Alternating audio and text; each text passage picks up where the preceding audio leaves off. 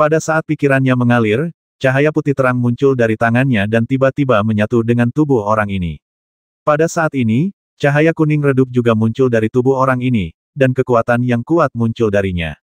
Kemudian, sosok orang ini menjadi stabil di bawah tekanan dan tekanan yang kuat. Setelah mendarat di tanah, dia menatap Tang Ao dengan mata tajam dan berkata dengan tatapan dingin, orang yang tidak berguna berani bersikap sombong di hadapanku. Kamu benar-benar menjalani kehidupan yang menyedihkan. Melihat bahwa dia menstabilkan tubuhnya dengan mudah dan tampaknya tidak ada masalah dengan aliran auranya, hati Tang Ao sedikit tergerak, dan dia diam-diam berkata pada dirinya sendiri, beruang coklat bodoh ini benar-benar takut aku akan menimbulkan masalah baginya nanti. Telapak tangan ini terlihat ganas, tetapi kekuatan penghancurnya benar-benar terbatas. Orang ini baru berada di level ke-8 awal alam suci. Dengan kekuatan serangan beruang coklat itu, meskipun itu hanya serangan yang tidak disengaja, setidaknya dia akan terluka ringan. Auranya bahkan tidak akan berubah sedikit pun. Akan sedikit merepotkan untuk menghadapi orang ini dengan tekad yang kuat. Melihat Tang Ao yang sudah lama tidak berbicara dan sepertinya ada sesuatu yang aneh muncul dalam ekspresinya, sekilas tatapan mengejek terpancar di mata orang ini, menatapnya dan melanjutkan, kenapa? Apakah kamu mulai merasa takut sekarang, dan apakah kamu sudah menyadari bahwa kamu adalah seorang yang tidak berguna? Oh, sayang sekali semuanya sudah terlambat. Kalau saja kamu menyadari lebih awal bahwa kamu tidak punya kemampuan apapun, lalu pergi begitu saja dan tidak membiarkanku melihatmu, mungkin kamu akan beruntung dan hidup sedikit lebih lama. Tapi kamu memilih untuk datang ke sini untuk mati. Siapa yang bisa kamu salahkan untuk ini? Kamu terlalu banyak bicara omong kosong, diam saja. Tang Ao awalnya memikirkan hal-hal lain, tetapi setelah mendengar apa yang dikatakan orang ini, pikirannya sedikit bingung dan dia menjadi kesal. Dengan lambaian tangannya, keinginannya yang besar tiba-tiba meledak, langsung memenjarakan jiwa dan keinginan pria itu. Seorang pria kuat yang dapat berkultivasi hingga tingkat ke-8 alam suci tentu saja bukan lawan yang mudah. Pada saat ini, dia telah menyadari perubahan aneh di tubuhnya. Jiwanya gelisah dan dia ingin melepaskan diri dari kendali Tang Ao atas dirinya. Namun, bagaimana dia bisa dengan mudah mematahkan serangan yang datang dari jiwanya? Dalam sekejap, pria ini merasa seolah-olah telah jatuh ke dalam dunia yang gelap. Kegelapan tak berujung menyelimuti sekelilingnya, dan suasana dingin yang mengerikan menyelimutinya. Ia seolah-olah telah ditinggalkan oleh seluruh dunia dan sama sekali tidak menyadari keberadaannya sendiri. Kemudian tiba-tiba cahaya merah menyala dari kegelapan dan menyinari tubuhnya, membawa aura yang dalam dan mematikan, seolah-olah dia sedang ditatap oleh makhluk paling brutal di dunia. Gelombang ketakutan melonjak tak terkendali dalam jiwanya. Diselimuti cahaya merah ini, seluruh tubuhnya mulai bergetar tak terkendali, bahkan giginya pun bergemeletuk. Pada saat ini, dia melihat cahaya merah itu tiba-tiba terbelah menjadi dua, dan dunia yang dipenuhi dengan niat membasmi yang tak berujung menyelimuti dirinya. Satu demi satu, sosok-sosok berwarna merah darah muncul dari sana, membawa semburan aura yang sangat ganas, dan menyerbu ke arahnya. Sosok-sosok berwarna merah darah ini memiliki wajah yang mengerikan, dan memegang parang patah dengan bilah yang sangat melengkung di tangan mereka. Pedang itu tiba di depannya dalam sekejap dan menebas kepalanya. Dengan kultivasi tingkat 8-nya di alam ilahi, pukulan seperti itu akan penuh dengan cacat di matanya. Dia memiliki setidaknya 10.000 cara untuk mematahkannya, tetapi pada saat ini, dia sepenuhnya diselimuti oleh rasa takut dan tidak bisa bergerak. Terdengar suara mendesis, dan dalam keadaan tak sadarkan diri terdengar suara tulang dipotong. Ia merasa bahwa ia mungkin orang pertama di dunia yang dapat mendengar dengan jelas tubuhnya terbelah menjadi dua bagian, dan pada saat yang sama ia dapat melihatnya.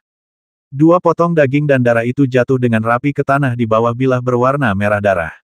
Bilah yang tampak biasa saja, penuh cacat, dan bahkan tidak mengancamnya, sangat tajam saat membelah tubuhnya. Namun, ini bukanlah hal yang paling menakutkan. Karena kemudian dia melihat sosok-sosok yang tak terhitung jumlahnya dalam cahaya merah melesat ke arahnya. Orang-orang yang menakutkan ini mengelilinginya dan terus mencabik-cabik tubuhnya dengan pisau mereka.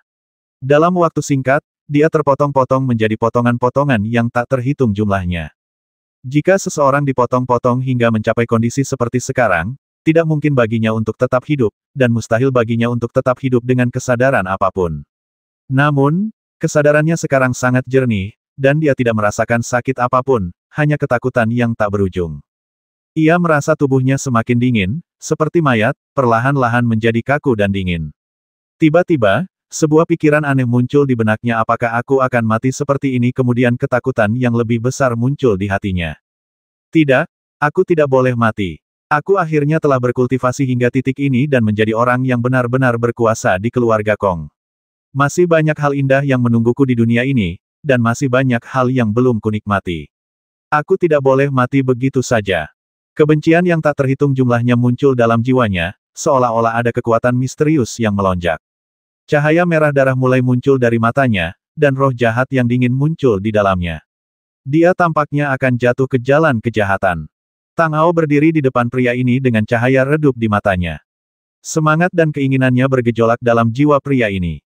Dia tentu tahu semua yang terjadi dalam kesadarannya. Melihat cahaya merah menyala muncul dari mata fisiknya, hatinya sedikit tergerak. Orang ini tidak mungkin tidak berguna. Dia telah benar-benar tenggelam dalam medan perang Sura yang kecil ini, yang bahkan belum sepenuhnya terungkap. Apakah dia akan menjadi mayat berjalan? Setidaknya, dia seharusnya melakukan sedikit perlawanan. Lagi pula, dia adalah eksistensi yang sangat kuat di tingkat ke-8 alam suci. Bagaimana dia bisa lebih buruk daripada seorang prajurit biasa yang bahkan belum memulai penempaan daging dan darah? Tang Ao berpikir dalam hatinya, merasa sangat tertekan. Sejak memasuki alam suci ini, dia tampaknya telah melihat terlalu banyak orang seperti ini. Di benua Zhenwu, pelatihan prajurit merupakan jalan yang sangat sulit dan berbahaya. Kesalahan sekecil apapun dan langkah yang salah dapat menyebabkan jatuhnya jurang.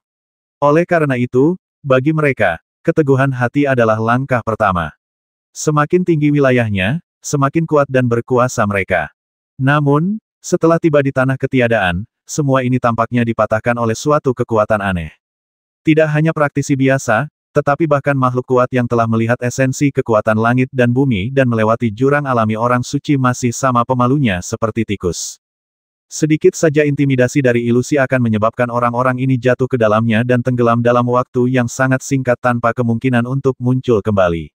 Ini sungguh luar biasa, dan kebijaksanaan orang-orang kuat ini benar-benar membuat Tang Ao merasa bahwa itu adalah penghinaan terhadap orang-orang suci. Belum lagi mereka yang sangat bodoh, kebanyakan orang bahkan tidak memiliki banyak kebijaksanaan. Sejauh ini, satu-satunya orang yang pernah dilihat Tang Ao yang tingkat kultivasinya cocok dengan kebijaksanaannya adalah Su Guangjing, dan sisanya semua sampah. Itulah sebabnya Tang Ao sangat penasaran tentang bagaimana orang-orang ini berlatih di dunia asal mereka. Mereka mampu berkultivasi hingga tingkat yang begitu tinggi dengan cahaya kebijaksanaan tingkat rendah. Apakah itu berarti bahwa kecuali benua Zhenwu, semua dunia lain tidak memerlukan pemahaman? Pikiran yang tak terhitung jumlahnya melintas di benaknya. Tang Ao menatap pria di depannya. Cahaya merah di matanya mulai menjadi semakin bergejolak. Jika dia tidak salah, pria ini akan segera menjadi ibel yang lengkap. Karena semua ini adalah efek dari kekuatan Tang Ao sendiri, jadi setelah orang ini menjadi ibel dan berubah menjadi mayat berjalan, dia secara alami dapat mengendalikan orang ini melalui aliran kemauannya, tetapi proses operasinya sedikit lebih rumit. Bagi Tang Ao, tanpa dantian, dia tidak bisa mengedarkan energi aslinya. Dia sendiri sudah cukup bosan dan tidak bisa berlatih. Jika ada seseorang yang mengendalikannya, atau jika dia menemukan sesuatu untuk dilakukan, itu akan tampak menarik. Dalam keadaan tak sadarkan diri, dua lampu merah yang sangat ganas tiba-tiba melesat keluar dari mata pria di depannya, dan melesat ke arah Tang Ao, dan langsung menembus tubuhnya. Dia bahkan tidak punya waktu untuk bereaksi. Setelah cahaya itu menembus tubuhnya, Tang Ao melihat semua yang dilihat orang ini di bawah kendali kehendaknya. Dia sekali lagi kembali ke medan perang Sura, tempat banyak orang bertempur. Namun, bagi Tang Ao, semua ini sama sekali bukan masalah. Ketika pertama kali melihat ilusi ini, hatinya tidak merasakan gelombang apapun. Kemudian, ia melihatnya berkali-kali. Sekarang semuanya berada di bawah kendalinya, jadi ia bisa berjalan-jalan santai di taman. Bahkan jika Tang Ao mau, dia bisa saja melarikan diri dari ilusi ini dan kembali ke tubuh aslinya kapan saja. Namun, dia tidak melakukannya karena sejak dia memasuki dunia ini, dia telah melihat banyak hal yang sama sekali berbeda dari yang asli. Keberadaan yang baru membuat Tang Ao merasa dalam hatinya bahwa di bawah pengaruh kekuatan spiritual yang berbeda, kondisi dunia ilusi ini juga berbeda. Jika dia dapat memahami beberapa hal penting untuk dipahami, mungkin dia dapat memiliki lebih banyak wawasan baru tentang kehendak yang luas. Jangan remehkan penelitian dan wawasan ini. Dalam kondisi Tang Ao saat ini, tekad telah menjadi satu-satunya cara dan kartu truf yang dapat digunakannya. Setiap kali ia memahaminya sedikit saja, waktu operasinya akan berkurang sedikit. Pertarungan antara orang-orang kuat di alam suci akan berakhir dalam sekejap. Sekarang, Tang Ao membutuhkan setidaknya 1/100 detik untuk mengerahkan kemauannya dan melancarkan serangan, sementara orang kuat di alam ilahi tingkat ke-6 hanya membutuhkan 1/1000 detik untuk melepaskan kekuatannya. Ada perbedaan waktu 1 tingkat di antara keduanya. Tingkat waktu ini secara langsung menentukan bahwa ketika Tang Ao menghadapi orang kuat di atas tingkat ke-6 alam suci, jika lawan mengetahui cara dan kekuatannya, mengetahui kelemahannya, dan telah membuat persiapan sebelumnya, maka ia akan kehilangan kesempatan. Jika lawan menyerang seketika, ia akan mati. Dia sudah memahami hal ini secara menyeluruh ketika dia mengungkapkan kartunya kepada Su Guangjing, jadi dia bisa bersikap tidak takut ketika menghadapi Tang Ao. Jika dia tidak menyiapkan rencana cadangan yang cukup kuat ketika mereka pertama kali bertemu, dia pasti akan tenggelam di selokan.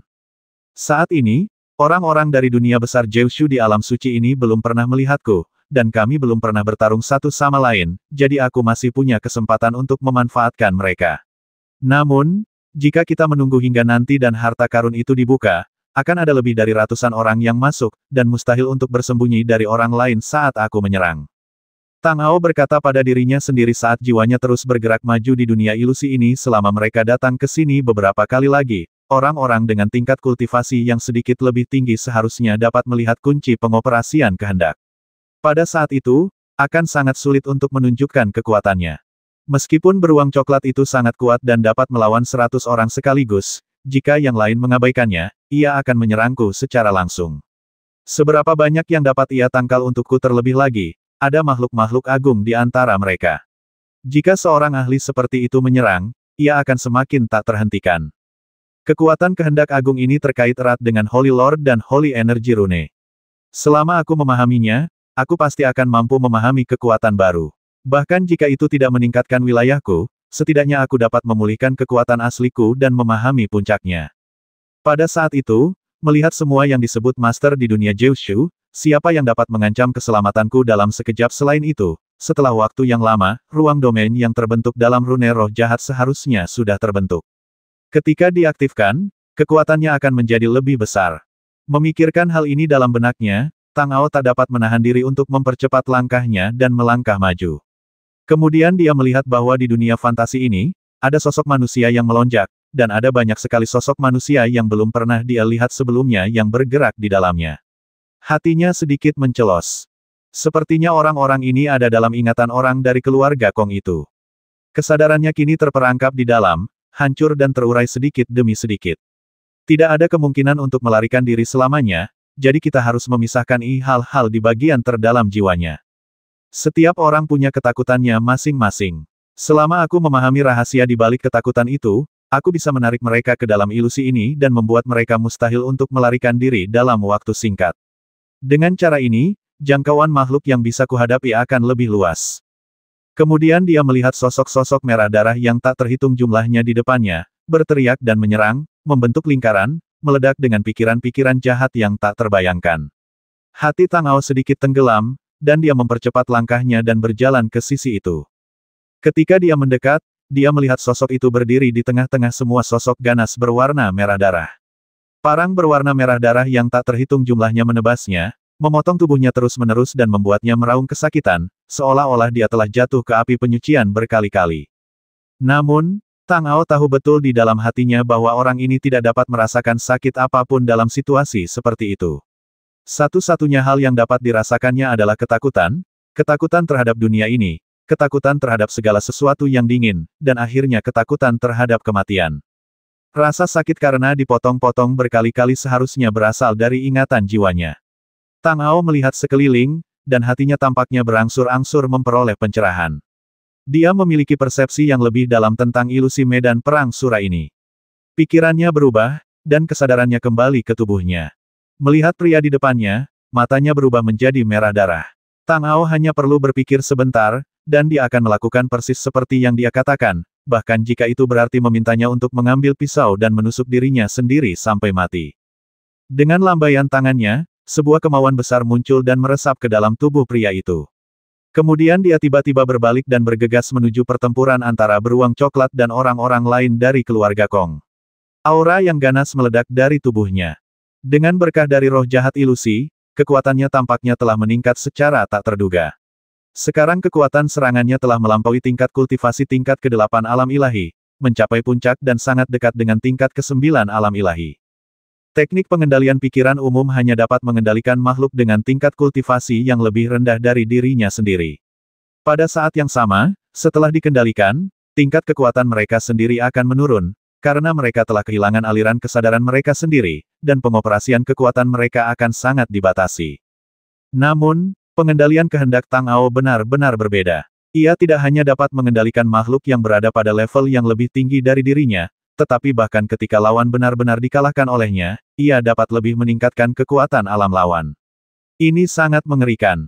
Oleh karena itu, hal pertama yang dilakukan Tang Ao setelah menarik diri dari ruang kesadaran adalah membiarkan orang ini bergabung dalam pertempuran jarak dekat, untuk melihat secara menyeluruh seberapa besar kekuatannya telah meningkat dengan berkah niat membasmi. Setelah pertempuran di sini berakhir, dia punya ide lain yang muncul.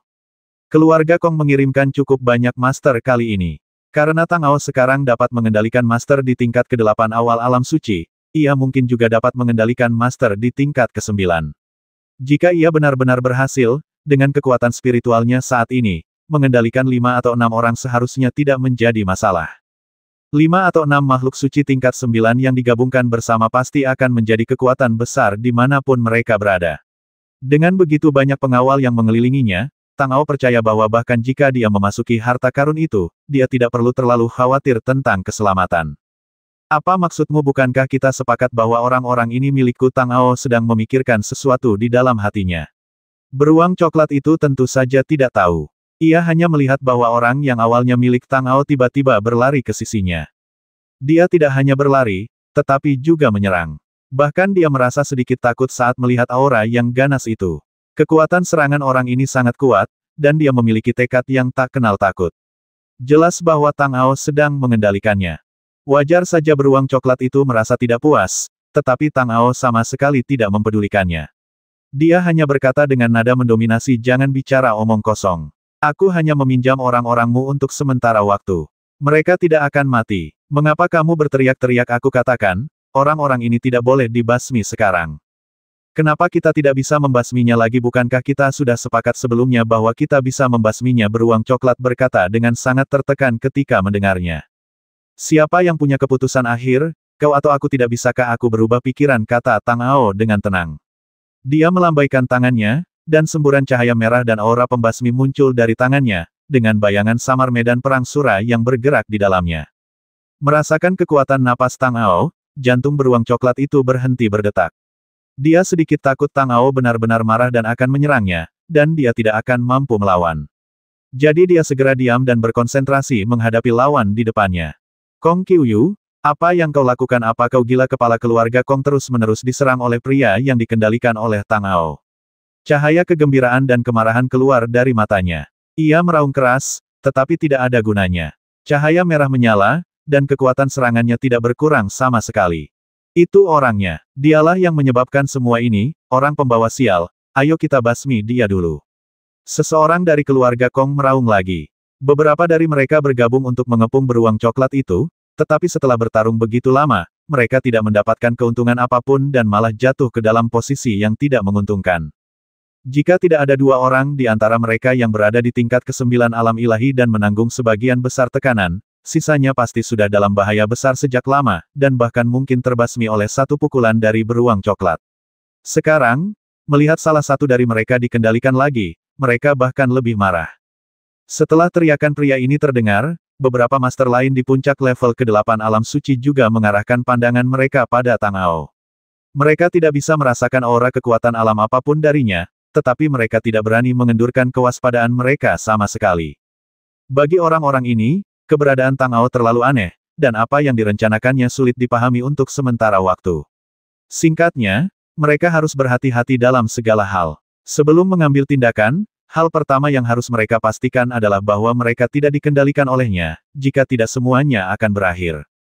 Melihat orang-orang ini hendak menyerang Tang Ao, beruang coklat itu tiba-tiba meraung, "Kalian semua pikir aku tidak ada? Kan kalau kalian ingin mengubah orang, apa kalian sudah meminta cakarku?" Kemarahan karena diabaikan membuatnya lupa sejenak bahwa ia tidak seharusnya mengatakan aku. Dalam sekejap, Napas yang dalam dan sangat mengerikan keluar dari tubuh beruang coklat itu. Cahaya yang awalnya berwarna coklat tiba-tiba menjadi lebih gelap dan berubah menjadi coklat tua. Baru pada saat inilah ia akhirnya mengeluarkan kekuatan aslinya. Kekuatan yang luar biasa menyelimuti seluruh tempat itu. Setelah merasakan aura ini, wajah orang-orang dari keluarga Kong dipenuhi dengan keterkejutan dan keheranan. Menghadapi keberadaan yang begitu kuat dan menakutkan, mereka mulai merasa sedikit tidak berdaya di dalam hati mereka. Meskipun kekuatan dan aura beruang coklat belum mencapai level tertinggi, perbedaannya hanya sedikit. Keberadaan di puncak level ke-9 kesucian tampak sangat agung di alam suci, tetapi begitu mencapai di atas ini, selama melampaui level tertentu, mustahil untuk menolaknya. Bagi para master keluarga Kong, satu-satunya hal yang bisa mereka syukuri adalah meskipun kekuatan dan aura beruang coklat itu telah mencapai level yang jauh mendekati level Kaisar Dewa tertinggi, namun tidak seperti Kaisar Dewa setengah langkah lainnya yang bisa memahami dan memadatkan hantu domain. Jika bayangan domain turun, tidak akan ada ketegangan bagi orang-orang ini. Mereka akan diselimuti oleh domain dan satu-satunya hasilnya adalah mereka akan ditekan sampai mati. Dalam keadaan tak sadarkan diri, saat mereka merasakan kekuatan sejati beruang coklat, mereka sudah menyerah berjuang dalam hati mereka. Dalam menghadapi kekuatan absolut, semuanya hanyalah omong kosong. Sosok beruang coklat itu melesat dalam sekejap, dan muncul di hadapan orang terkuat di antara keluarga Kong dengan kecepatan yang tak terlukiskan. Dia mengangkat tangannya dan menamparnya dengan cakar beruangnya. Ketika orang kuat itu melihat ini, tatapan ketakutan langsung terpancar di matanya, dan semua kekuatan di tubuhnya menyembur keluar sekaligus tanpa biaya apapun. Dia tahu betul dalam benaknya bahwa di hadapan keberadaan yang begitu menakutkan, jika dia ragu sejenak, dia akan mati di saat berikutnya. Terdengar suara bang yang keras dan cahaya yang cemerlang meledak. Sosok pria itu langsung menghantam tanah seperti bola meriam. Terdengar suara bang yang keras lagi dan sebuah lubang besar yang mengerikan langsung menghantam tanah. Seolah-olah ada batu yang jatuh ke dalam air, menyebabkan terbentuknya lingkaran gelombang di tanah. Gelombang itu meluas dengan cepat, menyebabkan pepohonan di sekitarnya bergoyang dan bergerak, seolah-olah akan runtuh dan hancur kapan saja. Kekuatan benturan seketika itu sangat mengerikan. Tang Ao tiba-tiba menyipitkan matanya ketika beruang coklat itu menjadi marah, dan kemudian tanpa ragu-ragu, dia segera memanggil kembali tuan keluarga Kong. Pada saat badai yang disebabkan oleh dampak energi melonjak, cahaya merah yang ganas menghalanginya. Di luar tirai cahaya merah, ada aura kehancuran yang agung, melesat lewat seperti embusan angin kencang. Tang Ao tahu betul di dalam hatinya bahwa jika pria ini tidak melawan, dampak badai energi saja sudah cukup untuk merenggut nyawanya, apalagi orang yang telah menahan kekuatan ini. Meskipun Kong Qiuyu, kepala keluarga Kong di depannya, telah mencapai alam suci tingkat 8 dengan berkat kekuatan jahat, dia masih tampak sedikit tidak berdaya di bawah pengaruh kekuatan tersebut. Jika dia tidak sepenuhnya sadar dan tidak takut mati, dia pasti sudah melarikan diri sejak lama. Dibandingkan dengan Kong Qiuyu, situasi anggota keluarga Kong lainnya agak berantakan. Dua orang yang paling dekat dengannya tidak punya waktu untuk melarikan diri pada saat ledakan energi, jadi mereka hanya bisa dengan putus asa mengedarkan sumber mereka untuk melawan. Tentu saja, mereka juga merupakan dua orang yang menanggung dampak terkuat. Tiga orang lainnya berbalik dan melarikan diri tanpa ragu-ragu saat ledakan terjadi. Sayangnya, salah satu dari mereka sedikit lebih lambat dan berada lebih dekat dengan badai energi, sehingga ia terkena badai energi tepat di punggungnya dan jatuh ke tanah, hidup atau matinya tidak diketahui untuk sementara waktu. Dua orang yang berhasil melarikan diri tidak memiliki kesempatan untuk berlari lebih jauh, karena ada kilatan cahaya coklat tua, dan beruang coklat itu menghalangi jalan mereka dalam sekejap mata. Tentu saja, ia tidak akan membiarkan satu pun dari lawan ini pergi. Cakar beruang yang ganas, di tengah cahaya yang berkedip, menamparkan langsung ke arah dua orang itu pada saat yang bersamaan. Ekspresi ngeri segera muncul di wajah mereka, dan esensi dalam tubuh mereka menyembur keluar dengan putus asa, berubah menjadi tirai cahaya dua warna yang menghalangi di depan mereka. Mereka ingin menggunakan seluruh kekuatan mereka untuk memblokir kekuatan cakar beruang coklat, tetapi mereka jelas melebih-lebihkan kekuatan asli mereka sendiri. Di hadapan beruang coklat, kekuatan ini sama rapuhnya seperti kertas dan langsung hancur berkeping-keping. Cakar beruang itu, yang berkilauan karena cahaya, menamparkan dada kedua pria itu, dan terdengar suara bang yang teredam. Sosok kedua pria itu kemudian membombardir tanah di kejauhan seperti bola meriam, membuat suara bang yang teredam dan menciptakan lubang besar. Kemudian beruang coklat itu kembali muncul di hadapan dua orang terakhir yang tersisa. Ia menamparkan kepala mereka dengan keras menggunakan cakarnya. Keputusasaan tampak di mata kedua orang itu saat ini. Cakar beruang itu terus membesar, dan kematian semakin dekat. Pada saat ini, tak satu pun dari mereka melihat kilatan cahaya putih salju tiba-tiba muncul dari sisi lain dan kemudian langsung menembus ke dalam tubuh mereka. Di bawah ketakutan yang besar, kesadaran spiritual mereka sepenuhnya terungkap dan mereka sama sekali tidak memiliki kewaspadaan atau perlindungan. Tang Ao mengendalikan kesadarannya dan memasuki jiwa dua prajurit alam dewa tingkat 9. Ia berhasil seolah-olah berada di ruang hampa. Cakar beruang sudah berada di atas kepala mereka saat ini, dan tubuh mereka terdistorsi oleh badai yang dahsyat. Berhenti! Teriakan keras tiba-tiba terdengar dalam sekejap. Kehendak Tang Ao tiba-tiba berubah, dan dia tiba-tiba mengendalikan tubuh beruang coklat itu. Napas dingin menyelimuti seluruh tubuhnya, dan cakar beruang itu berhenti di dahi kedua pria kuat itu. Melihat bahwa dalam waktu kurang dari 1/1000 detik, dia akhirnya berhasil mengendalikan beruang coklat itu dan mencegahnya menghancurkan kepala kedua pria itu hingga berkeping-keping. Tang Ao menghela napas lega. Jika dia sedikit lebih lambat, semuanya akan sia-sia. Sebenarnya, Tang Ao bisa saja mengendalikan beruang coklat itu dengan kemauannya yang besar ketika beruang itu pertama kali marah, tetapi dia tidak melakukannya. Dia ingin menunggu saat kritis terakhir, ketika jiwa kedua master tingkat 9 dari alam suci ini hancur, untuk memanfaatkan kesempatan itu dan mengendalikan mereka. Kalau tidak, dalam pertempuran normal, tidak peduli seberapa takutnya mereka, selama mereka siap, jiwa mereka tidak akan memiliki cacat sebesar itu, dan mustahil untuk membasmi mereka secara langsung. Itu harus terjadi dalam situasi yang cukup tiba-tiba dan mengejutkan. Pada akhirnya, Tang Ao berhasil. Melihat semburan cahaya merah darah di mata kedua tuan itu, ekspresi kegembiraan muncul di matanya. Dengan lambaian tangannya, dia mengendalikan tubuh beruang coklat itu untuk terbang ke sisinya, dan baru melepaskannya setelah menjauh dari kedua pria itu.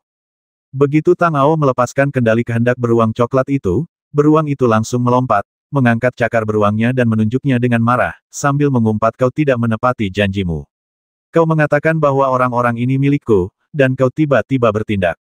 Kau mengatakan bahwa kau bisa membasmi mereka, tetapi sekarang kau tidak bisa membasmi mereka. Apa artinya ini? Apakah menurutmu aku perlu melaporkan kepadamu tentang semua yang kulakukan?" Tang Ao menatap beruang coklat dengan tenang dengan cahaya redup di matanya dan berkata, "Dan aku sudah mengatakan bahwa aturan pertamaku adalah tidak bersumpah. Apa yang baru saja kau katakan, dan apa kata aku sebelumnya? Tua, aku marah padamu. Siapa yang menyuruhmu melanggar aturan?" Beruang coklat itu tanpa sadar ingin mengucapkan kata itu lagi, tetapi ketika dia melihat cahaya tersembunyi yang berkedip di mata Tang Ao, dia segera bereaksi dan mengubah mulutnya dengan ekspresi marah di wajahnya. "Sudah kubilang, kawan, kenapa kau masih mencari-cari alasan?" Tang Ao meliriknya dengan tidak senang, lalu melanjutkan, "Tapi mengingat kau telah membantuku menangkap dua budak yang baik kali ini, lupakan saja. Tidak, yang terpenting di antara kita adalah kepercayaan. Kalau kamu selalu bersikap seperti ini, bagaimana aku bisa percaya padamu di masa depan? Bagaimana kalau kamu sedang dalam suasana hati yang buruk hari itu dan ingin melakukan sesuatu padaku, maka aku akan sangat rugi." Beruang coklat itu tampaknya telah belajar dari kesalahannya secara tiba-tiba, dan berkata sambil memegang Tang Ao. "Ada apa? Apakah kamu ingin memberontak?" Tang Ao melirik beruang coklat itu dengan acuh tak acuh, tanpa rasa takut dalam ekspresinya, dan berbicara dengan nada tenang. Beruang coklat itu menggelengkan kepalanya dengan tegas dan berkata, "Aku tidak pernah menyesali apa yang telah kujanjikan. Aku hanya takut kalian manusia tidak bisa mempercayaiku. Baiklah, berhentilah mempermainkanku dan bicara omong kosong. Aku tidak tahu apa yang sedang kau pikirkan. Bagaimana kalau begini, mulai hari ini, aku akan melonggarkan persyaratan untukmu dan mengizinkanmu untuk mengatakan kata aku di masa mendatang. Apakah itu tidak apa-apa?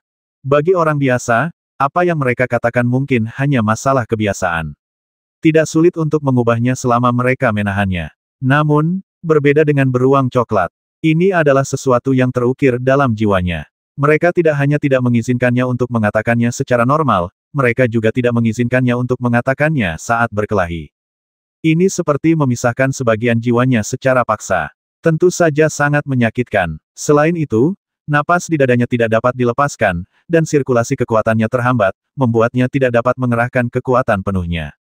Inilah alasan utama mengapa Tang Ao menenangkan beruang coklat itu. Dia tidak dapat memahami misteri itu sebelumnya, tetapi setelah memahami tingkat yang lebih dalam dari medan perang surat tingkat pertama dalam wasiatnya, dia menyadarinya, jadi dia segera memperbaiki kesalahannya sebelumnya. Setidaknya untuk saat ini, Brown Bear masih sangat penting baginya. Dengan keberadaan yang begitu kuat di sisinya, setidaknya di bawah Supreme, dia tidak perlu khawatir tentang masalah tidak dapat mengalahkannya. Pejuang yang sangat baik seperti itu adalah satu-satunya di dunia, dan tentu saja dia harus digunakan dengan sempurna. Apa yang kau katakan itu benar. Aku benar-benar bisa mengatakan aku di masa depan. Kau tidak akan menarik kembali kata-katamu, kan? Ketika beruang coklat mendengar kata-kata Tang Ao, ia merasa seperti telah memperoleh harta karun yang sangat besar.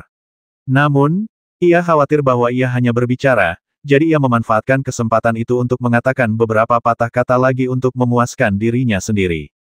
Kapan aku pernah mengingkari janjiku? Kalau kamu tidak mau, aku bisa mengubahnya kembali. Tang Ao meliriknya dengan acuh tak acuh dan berkata dengan tidak senang. Tentu saja aku bersedia. Kau tidak boleh mengubahnya. Ini dia. Aku tidak peduli. Beruang coklat itu berkata dengan gembira setelah mendengar ini. Baiklah, begitulah. Mari kita lihat apakah budak-budakku terluka olehmu. Tang Ao mencibir. Melihat ekspresi bodoh beruang coklat itu, hatinya senang. Dia berkata sambil tersenyum dan berjalan menuju dua orang kuat teratas dari keluarga Kong yang matanya sepenuhnya berlumuran darah dan aura pembasmi. Cahaya itu melonjak, dan gelombang badai energi yang mengerikan terbentuk dan menyapu di dalamnya. Dalam keadaan tak sadarkan diri, badai itu menyerbu ke segala arah, menghancurkan hutan dan bumi. Ledakan, suara mengerikan seperti guntur menyapu dan berada di depannya dalam sekejap mata. Mata Tang Ao tenggelam, dan cahaya tak berujung melonjak di matanya. Sosok yang memancarkan cahaya merah darah menghalangi di depannya, dan tirai cahaya berwarna darah melonjak, menutupi seluruh tubuhnya. Tang Ao mengendalikan kekuatan ledakan Kong Qiuyu untuk memblokir dampak badai energi di antara orang-orang kuat itu. Pikirannya berpacu. Kekuatan gabungan Su Guangjing dan putranya masih cukup kuat, tetapi kekuatan Su Changhai sama sekali tidak lemah. Sulit untuk memprediksi hasil pertarungan antara kedua belah pihak. Pedang di tangan Su Guangjing adalah harta karun dengan kekuatan yang tak tertandingi. Dengan mengandalkan pedang ini, ia dapat bertarung dengan kultivator puncak tingkat 9 dengan kultivasi tingkat 6 di alam suci. Saat cahaya pedang melonjak, ada momentum kuat yang dapat menembus langit dan bumi. Tang Ao memperhatikan dari kejauhan dan mengangguk diam-diam. Katakan padaku, dari mana anak ini mendapatkan harta karun yang begitu bagus, kata si beruang coklat dengan nada masam dan iri di matanya. Tang Ao meliriknya dengan tenang dan berkata dengan tidak senang, kamu hanya seekor beruang, mengapa kamu peduli dari mana pedang orang lain berasal? Bisakah kamu menggunakannya jika aku memberikannya kepadamu? Siapa bilang kita para orc tidak bisa menggunakan senjata berharga? Aku katakan padamu, jika aku punya kapak raksasa, aku bisa membelah langit menjadi dua. Mendengar ini, beruang coklat itu langsung menunjukkan ekspresi tidak yakin di wajahnya, dan ketika dia membalikkan cakarnya, dia benar-benar memiliki momentum. Apakah kau seorang orc? Kau jelas seekor beruang. Sebelum Tang Ao sempat menyelesaikan perkataannya, suara keras seperti langit dan bumi terkoyak tiba-tiba terdengar dari udara di atas perkemahan keluarga Su. Gelombang cahaya meledak, tersapu oleh angin kencang yang mengerikan, dan jatuh menghantam. Ekspresi wajahnya tiba-tiba menjadi gelap, dan Tang Ao berubah pikiran. Dua pembangkit tenaga listrik teratas lainnya dari keluarga Kong melintas dan berdiri di depannya. Pada saat yang sama, ada semburan cahaya merah yang melonjak. Dengan upaya gabungan dari ketiganya, mereka memastikan bahwa angin kencang tidak menimpanya sama sekali. Namun, aura yang melonjak keluar saat ini jelas telah melampaui kekuatan yang dapat dilepaskan oleh orang kuat di puncak tingkat ke-9 alam ilahi. Itu sangat dekat dengan kekuatan yang telah memadatkan bayangan virtual domain dan mencapai tingkat kaisar dewa tertinggi setengah langkah. Jelas, tidak ada orang kuat seperti itu di keluarga Su. Pandangannya kemudian tertuju pada medan perang di depannya. Ketika Tang Ao melihat ini, seberkas cahaya melintas di matanya. Dengan ekspresi terkejut, dia bergumam dengan suara yang hilang, bagaimana ini mungkin? Metode rahasia macam apa yang bisa meledak dengan kekuatan seperti itu? Sungguh luar biasa. Su Guangjing terlihat berdiri di udara, memegang pedang giok di tangannya dengan ekspresi acuh tak acuh namun menghina di wajahnya. Di seberangnya, Su Changshan, tetua kedua dari keluarga Su, yang tadinya tenang dan kalem serta tampak seperti seorang guru, kini rambutnya acak-acakan dan separuh wajahnya berlumuran darah, tampak sangat menyedihkan. Pakaian di lengan kirinya telah hancur total, dan bercak-bercak darah mengalir keluar darinya. Dia terus-menerus menangis, ekspresinya penuh dengan keterkejutan dan ketakutan, dan matanya dipenuhi dengan ketidakpercayaan. Dia menatap Su Guangjing dan berseru, bagaimana ini mungkin kamu begitu kuat? Kamu baru menyadarinya sekarang, tapi sudah terlambat. Kamu dan Su Changhai ditakdirkan untuk mati di bawah pedangku hari ini. Tidak ada yang bisa menyelamatkanmu. Su Guangjing memutar pergelangan tangannya dengan ekspresi dingin, dan cahaya putih terang tiba-tiba meledak dari pedang giok itu. Begitu dia menyipitkan matanya, dia melihat sosok Su Guangjing melesat bagai kilat, dan tiba-tiba muncul di depan Su Changshan, menusuk dengan pedang, tepat ke dada. Melihat ini, ekspresi ketakutan Su Changshan menjadi semakin intens. Tanpa ragu-ragu, energi asli yang besar di tubuhnya menyembur keluar dengan putus asa. Pena hakim di tangannya memancarkan cahaya hitam yang bergulir dan menghantam Su Guangjing dengan keras, bermaksud menukar nyawanya dengan nyawa Su Guangjing. Hehe, kau ingin menukar nyawamu denganku sayangnya, nyawamu terlalu murah dan kau tidak layak untukku. Su Guangjing mencibir, dan gelombang cahaya putih tiba-tiba muncul dari tubuhnya. Sebuah liontin giok berbentuk cincin tiba-tiba terbang keluar dari hatinya dan menghalangi di depannya. Cahaya hitam jatuh di atasnya dan langsung ditelan. Kemudian, terdengar suara embusan yang teredam, dan pedang giok itu langsung menembus jantung Su Changshan. Dia melihat ekspresi kesakitan dan ketakutan di wajahnya, menatap Su Guangjing dengan mata terbelalak dan berteriak ini tidak mungkin, senjata ajaib macam apa ini, mengapa seperti ini? Sebelum dia sempat menyelesaikan kata-katanya, Su Guangjing memutar pergelangan tangannya lagi, dan cahaya pedang yang dingin dan bergelora muncul dari pedang giok itu, langsung menghancurkan hati Su Changshan. Napasnya kemudian turun dengan cepat, dan tubuhnya jatuh ke bawah seperti layang-layang yang talinya putus. Dengan satu pedang, Su Changshan, paman kedua yang sebenarnya, terbasmi. Namun, tidak ada perubahan ekspresi di wajah Su Guangjing. Dia sangat tenang. Dia menoleh untuk melihat pertempuran antara Su Changhai dan Su Changyan. Keduanya adalah pejuang yang kuat di puncak alam suci tingkat ke-9, dan sulit untuk menentukan pemenangnya untuk sementara waktu. Cahaya dingin melintas di matanya, dan dia mendengus dingin, buang-buang waktu. Kemudian dia terbang langsung ke sana. Sebelum dia tiba, pedang giok di tangannya menusuk keluar, dan cahaya pedang yang melonjak diayunkan keluar, membawa gelombang niat pedang yang menembus langit. Merasakan aura mengerikan yang datang dari belakangnya, ekspresi Su Changhai tiba-tiba berubah. Tanpa ragu, dia mengeluarkan energi yang mengerikan dan dingin dalam sekejap, melepaskan diri secara paksa dari Su Changyan. Tubuhnya berputar dan dia menghilang begitu saja. Tang Ao yang berada jauh di sana melihat kejadian ini dan pupil matanya tiba-tiba mengecil. Dia berkata dengan suara dingin ternyata orang itu yang melakukannya. Mungkinkah Su Changhai mempraktikkan teknik rahasia yang sama dengannya? Jika demikian, kita tidak bisa membiarkannya mati begitu saja. Beruang coklat, pergi dan tangkap dia. Oke, beruang coklat itu menyaksikan pertarungan sengit di udara dan ingin sekali melakukan sesuatu. Namun, karena Tang Ao tidak berbicara, ia tidak punya kesempatan untuk bergerak.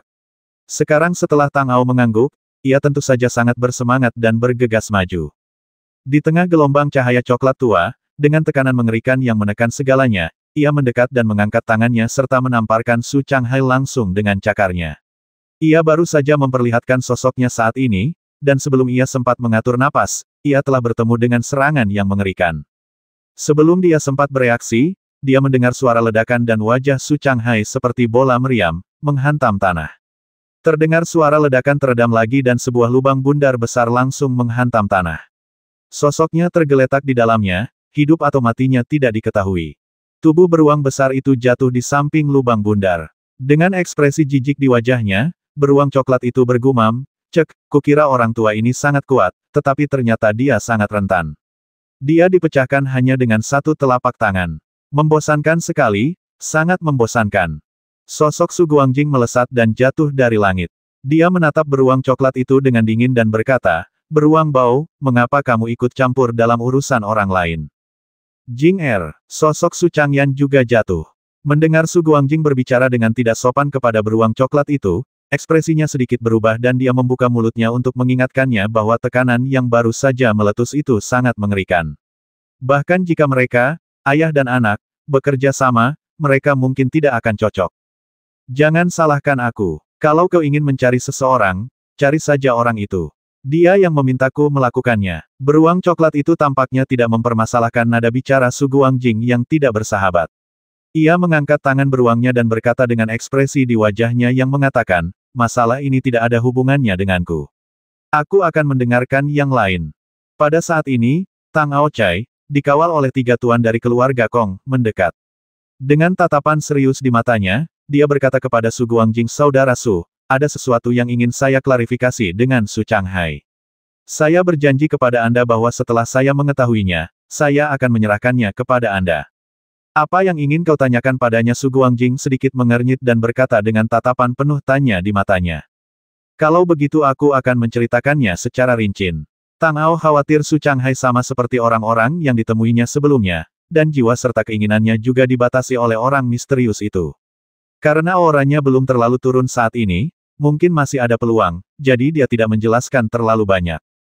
Dia melompat ke dalam lubang besar dan meletakkan telapak tangannya tepat di dahi Su Changhai. Sebuah tekad yang besar dan bergelora keluar dari tubuhnya dan menembus ke dalam pikirannya. Ekspresi wajahnya berubah, seolah-olah dia sedang merasakan sakit yang amat sangat. Sambil menarik napas dalam-dalam, jiwa Su Changhai jauh lebih tangguh dan kuat daripada yang dibayangkan Tang Ao. Di bawah pengaruh kemauannya yang begitu besar, dia masih bisa bertahan sedikit.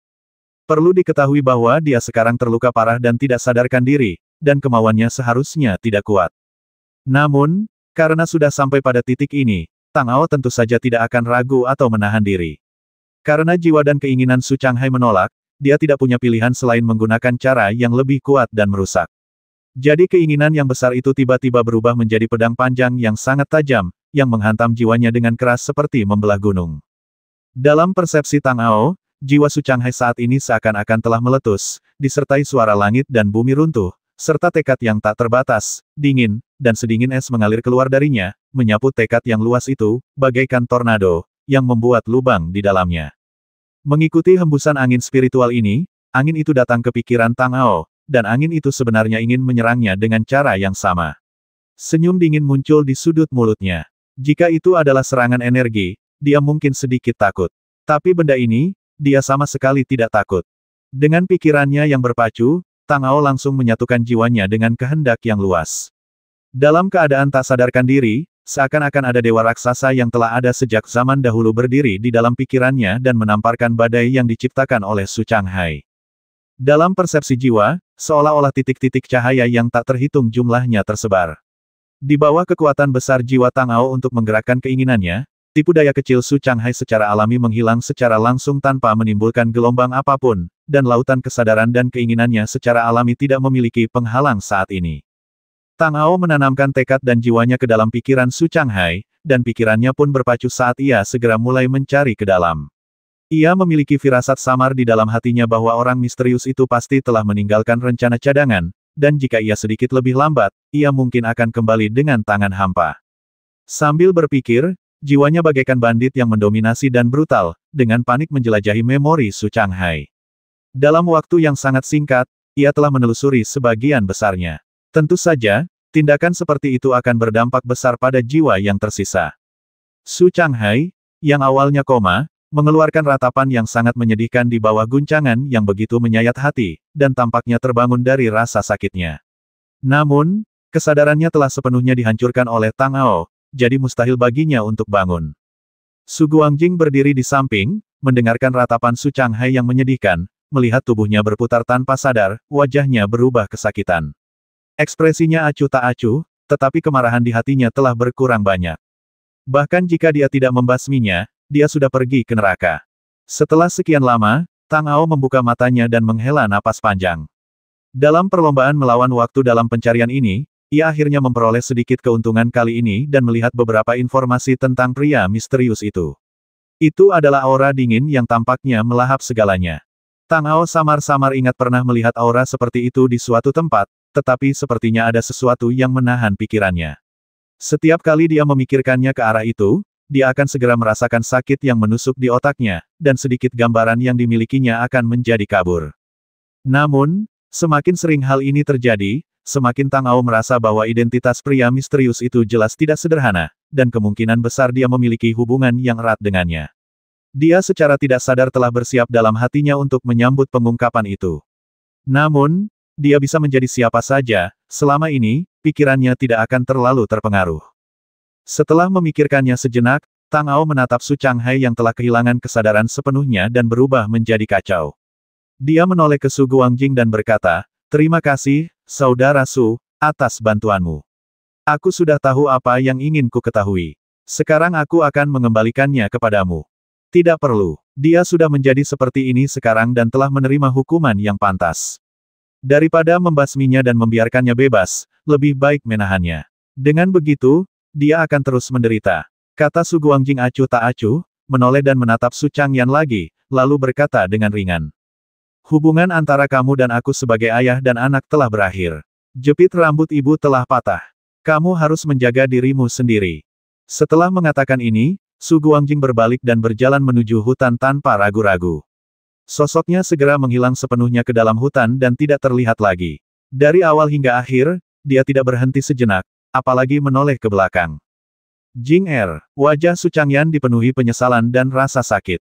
Dia mengulurkan tangannya dan memanggil, ingin menyelamatkan putranya yang berbakat, cerdas, dan kuat. Namun, sudah terlambat. Beberapa hal telah rusak dan tidak dapat dikembalikan lagi. Tuan Su, sebaiknya Anda lebih berhati-hati di masa depan dan menjaga diri Anda sendiri. Tang Ao menghela napas pelan dalam hatinya ketika melihat pemandangan ini, tetapi dia juga tahu bahwa masalah ini tidak ada hubungannya dengan dirinya dan dia tidak dapat ikut campur bahkan jika dia mau.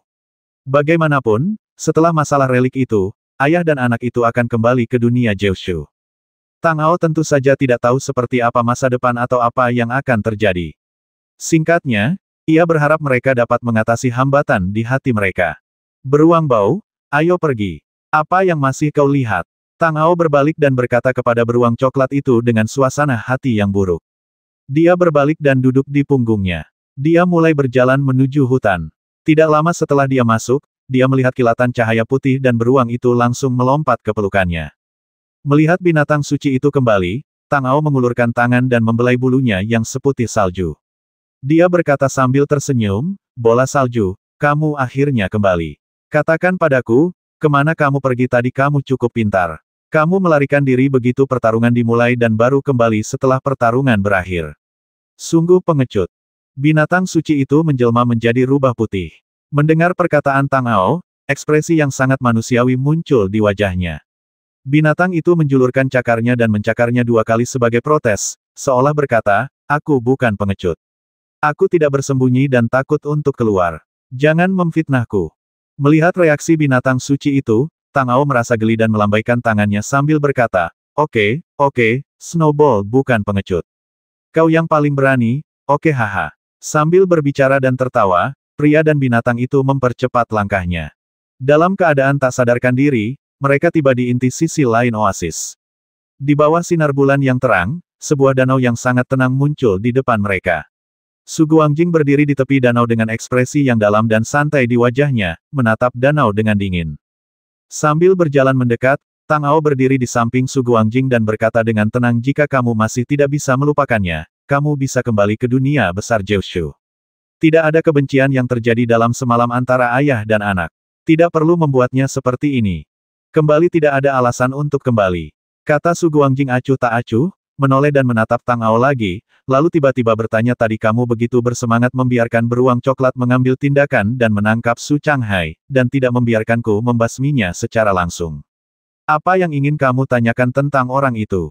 Benar sekali. Tang Ao mengangguk pelan, ekspresinya jujur, dan dia berkata langsung tanpa ada maksud menyembunyikan apapun, awalnya aku tidak mengetahuinya, sampai aku melihat keterampilan yang digunakan Su Changhai saat dia menghindari pedangmu, dan kemudian aku tiba-tiba menemukannya. Tidak ada waktu untuk menjelaskannya. Jadi, apa yang kau temukan? Tidak ada emosi dalam ekspresi Su Guangjing, seolah-olah dia hanya mengajukan pertanyaan dengan santai. Pertanyaanmu benar-benar membuatku bingung. Jika aku mengatakan tidak menemukan apapun, itu tidak sepenuhnya benar, tetapi jika kamu bersikeras menjelaskannya, aku tidak bisa menjelaskannya dengan jelas sekarang. Tang Ao berkata dengan ekspresi agak canggung, menatap Su Guangjing dan bertanya, apa rencanamu selanjutnya? Apakah kamu akan pergi ke rumah harta karun lagi? Tentu saja aku harus pergi. Bukankah kau bilang bahwa ketajaman pisau tergantung pada kualitas batu asahnya? Hubungan kita baru saja dimulai. Bagaimana mungkin aku pergi saat ini? Kata Su Guangjing, berbalik dan kembali ke hutan. Melihat kepergian Su Guangjing, Tang Ao tersenyum tipis dan berkata dalam hati, dia benar-benar orang yang menarik. Sayang sekali kita harus berpisah setelah harta karun itu dibuka. Kalau tidak, jika kita bisa tetap bersama, mungkin akan ada lebih banyak kejutan. Saat berbicara, mata Tang Ao kembali menatap beruang coklat itu. Tiba-tiba, perasaan aneh muncul di hatinya. Dia menatapnya dan bertanya, "Beruang bau, jika pekerjaanmu sudah selesai dan segelnya sudah terangkat sepenuhnya, apa yang ingin kau lakukan di masa depan? Kemana kau ingin pergi setelah meninggalkan tempat ini?" Kau bertanya padaku saat segelnya terangkat, hal pertama yang akan kulakukan adalah mencabik-cabikmu dan memakanmu.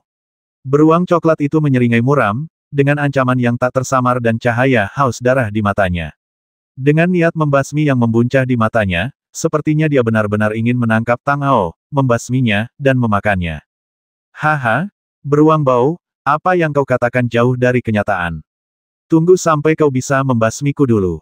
Tang Ao mencibir sebentar. Menghadapi ancaman beruang coklat itu, tidak ada kekhawatiran di wajahnya. Ia tampak tenang dan kalem.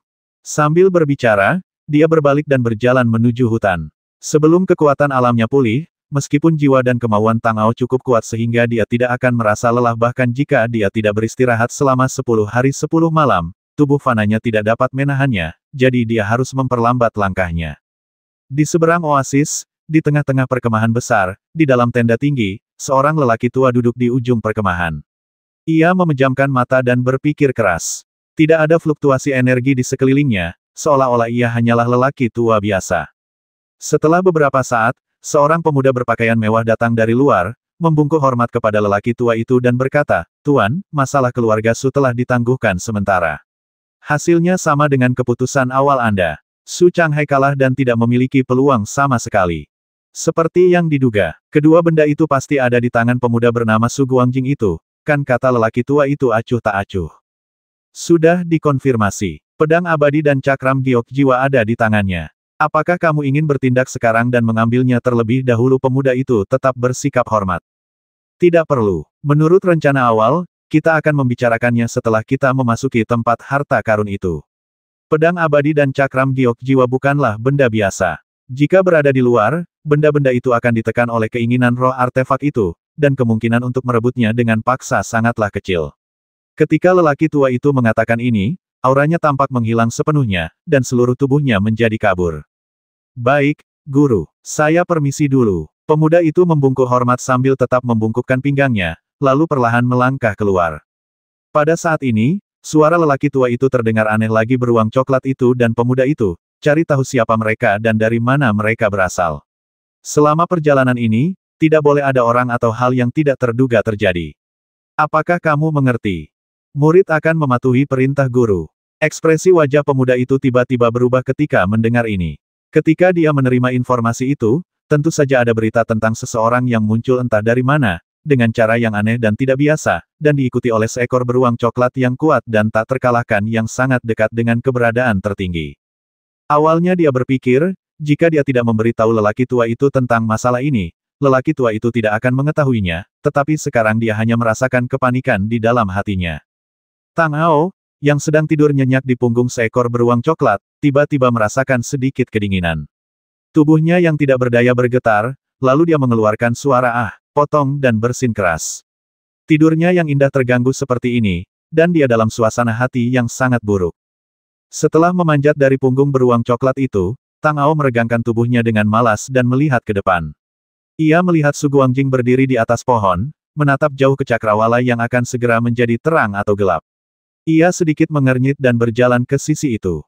Setelah sampai di bawah pohon, Tang Ao bertanya, "Kakak Su, apa yang sedang kamu lihat?" Dengan saksama Xiao Bai, yang sedang berbaring di pelukannya, terbangun saat ini, menggelengkan kepala kecilnya, dan tampaknya masih sedikit mengantuk. Dia menatapnya dengan bingung. Su Guangjing melayang turun dari puncak pohon, berjalan melewati Tang Ao, dan berkata dengan sikap dingin dan acuh tak acuh, "Harta karun itu. Maksudmu, harta karun itu ada di arah itu?" Tang Ao mengikuti Su Guangjing. Dia datang ke dunia suci ini secara alami untuk diagram formasi rune energi suci.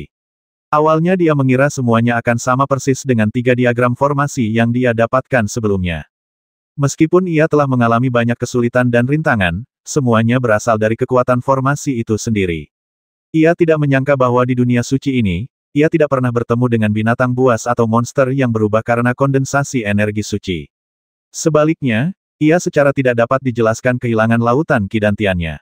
Sambil berpikir dalam hatinya, dia terus berkata kepada Su Guangjing, apakah kamu tahu kapan tepatnya harta karun itu akan dibuka? Persiapan apa yang perlu dilakukan untuk membukanya? Aku mendengarmu mengatakan sebelumnya bahwa Dewa Gunung Salju Besar secara alami akan berurusan dengannya. Siapakah keberadaan itu? Apakah akan ada perubahan? Kau terlalu banyak bertanya, kata Su Guangjing sambil berjalan ke tepi danau. Cahaya dingin tiba-tiba keluar dari matanya, dan saat niat pedang melonjak, pedang itu tiba-tiba menusuk ke dalam danau. Kemudian terjadilah kegaduhan di permukaan danau, dan kemudian seekor ikan putih besar yang gemuk mengapung. Sambil memanggang ikan di tepi danau, Tang Ao terus bertanya, Saudara Su, bukan berarti saya punya banyak pertanyaan. Mengingat situasi saya saat ini, jika saya tidak mempertimbangkan semuanya, risiko untuk terburu-buru akan sangat tinggi. Jika sesuatu yang tidak terduga terjadi, itu akan buruk. Harta karun itu akan dibuka besok. Semua persiapan telah dilakukan oleh keluarga dan sekte besar. Kita tidak perlu khawatir tentang hal itu. Yang perlu kalian pikirkan sekarang adalah bagaimana mendapatkan tempat untuk masuk.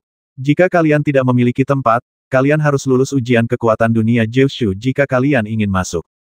Su Guangjing berkata dengan tenang, menaruh ikan panggang di tangannya di depan matanya dan melihatnya. Ikan itu belum matang, jadi dia menaruhnya kembali.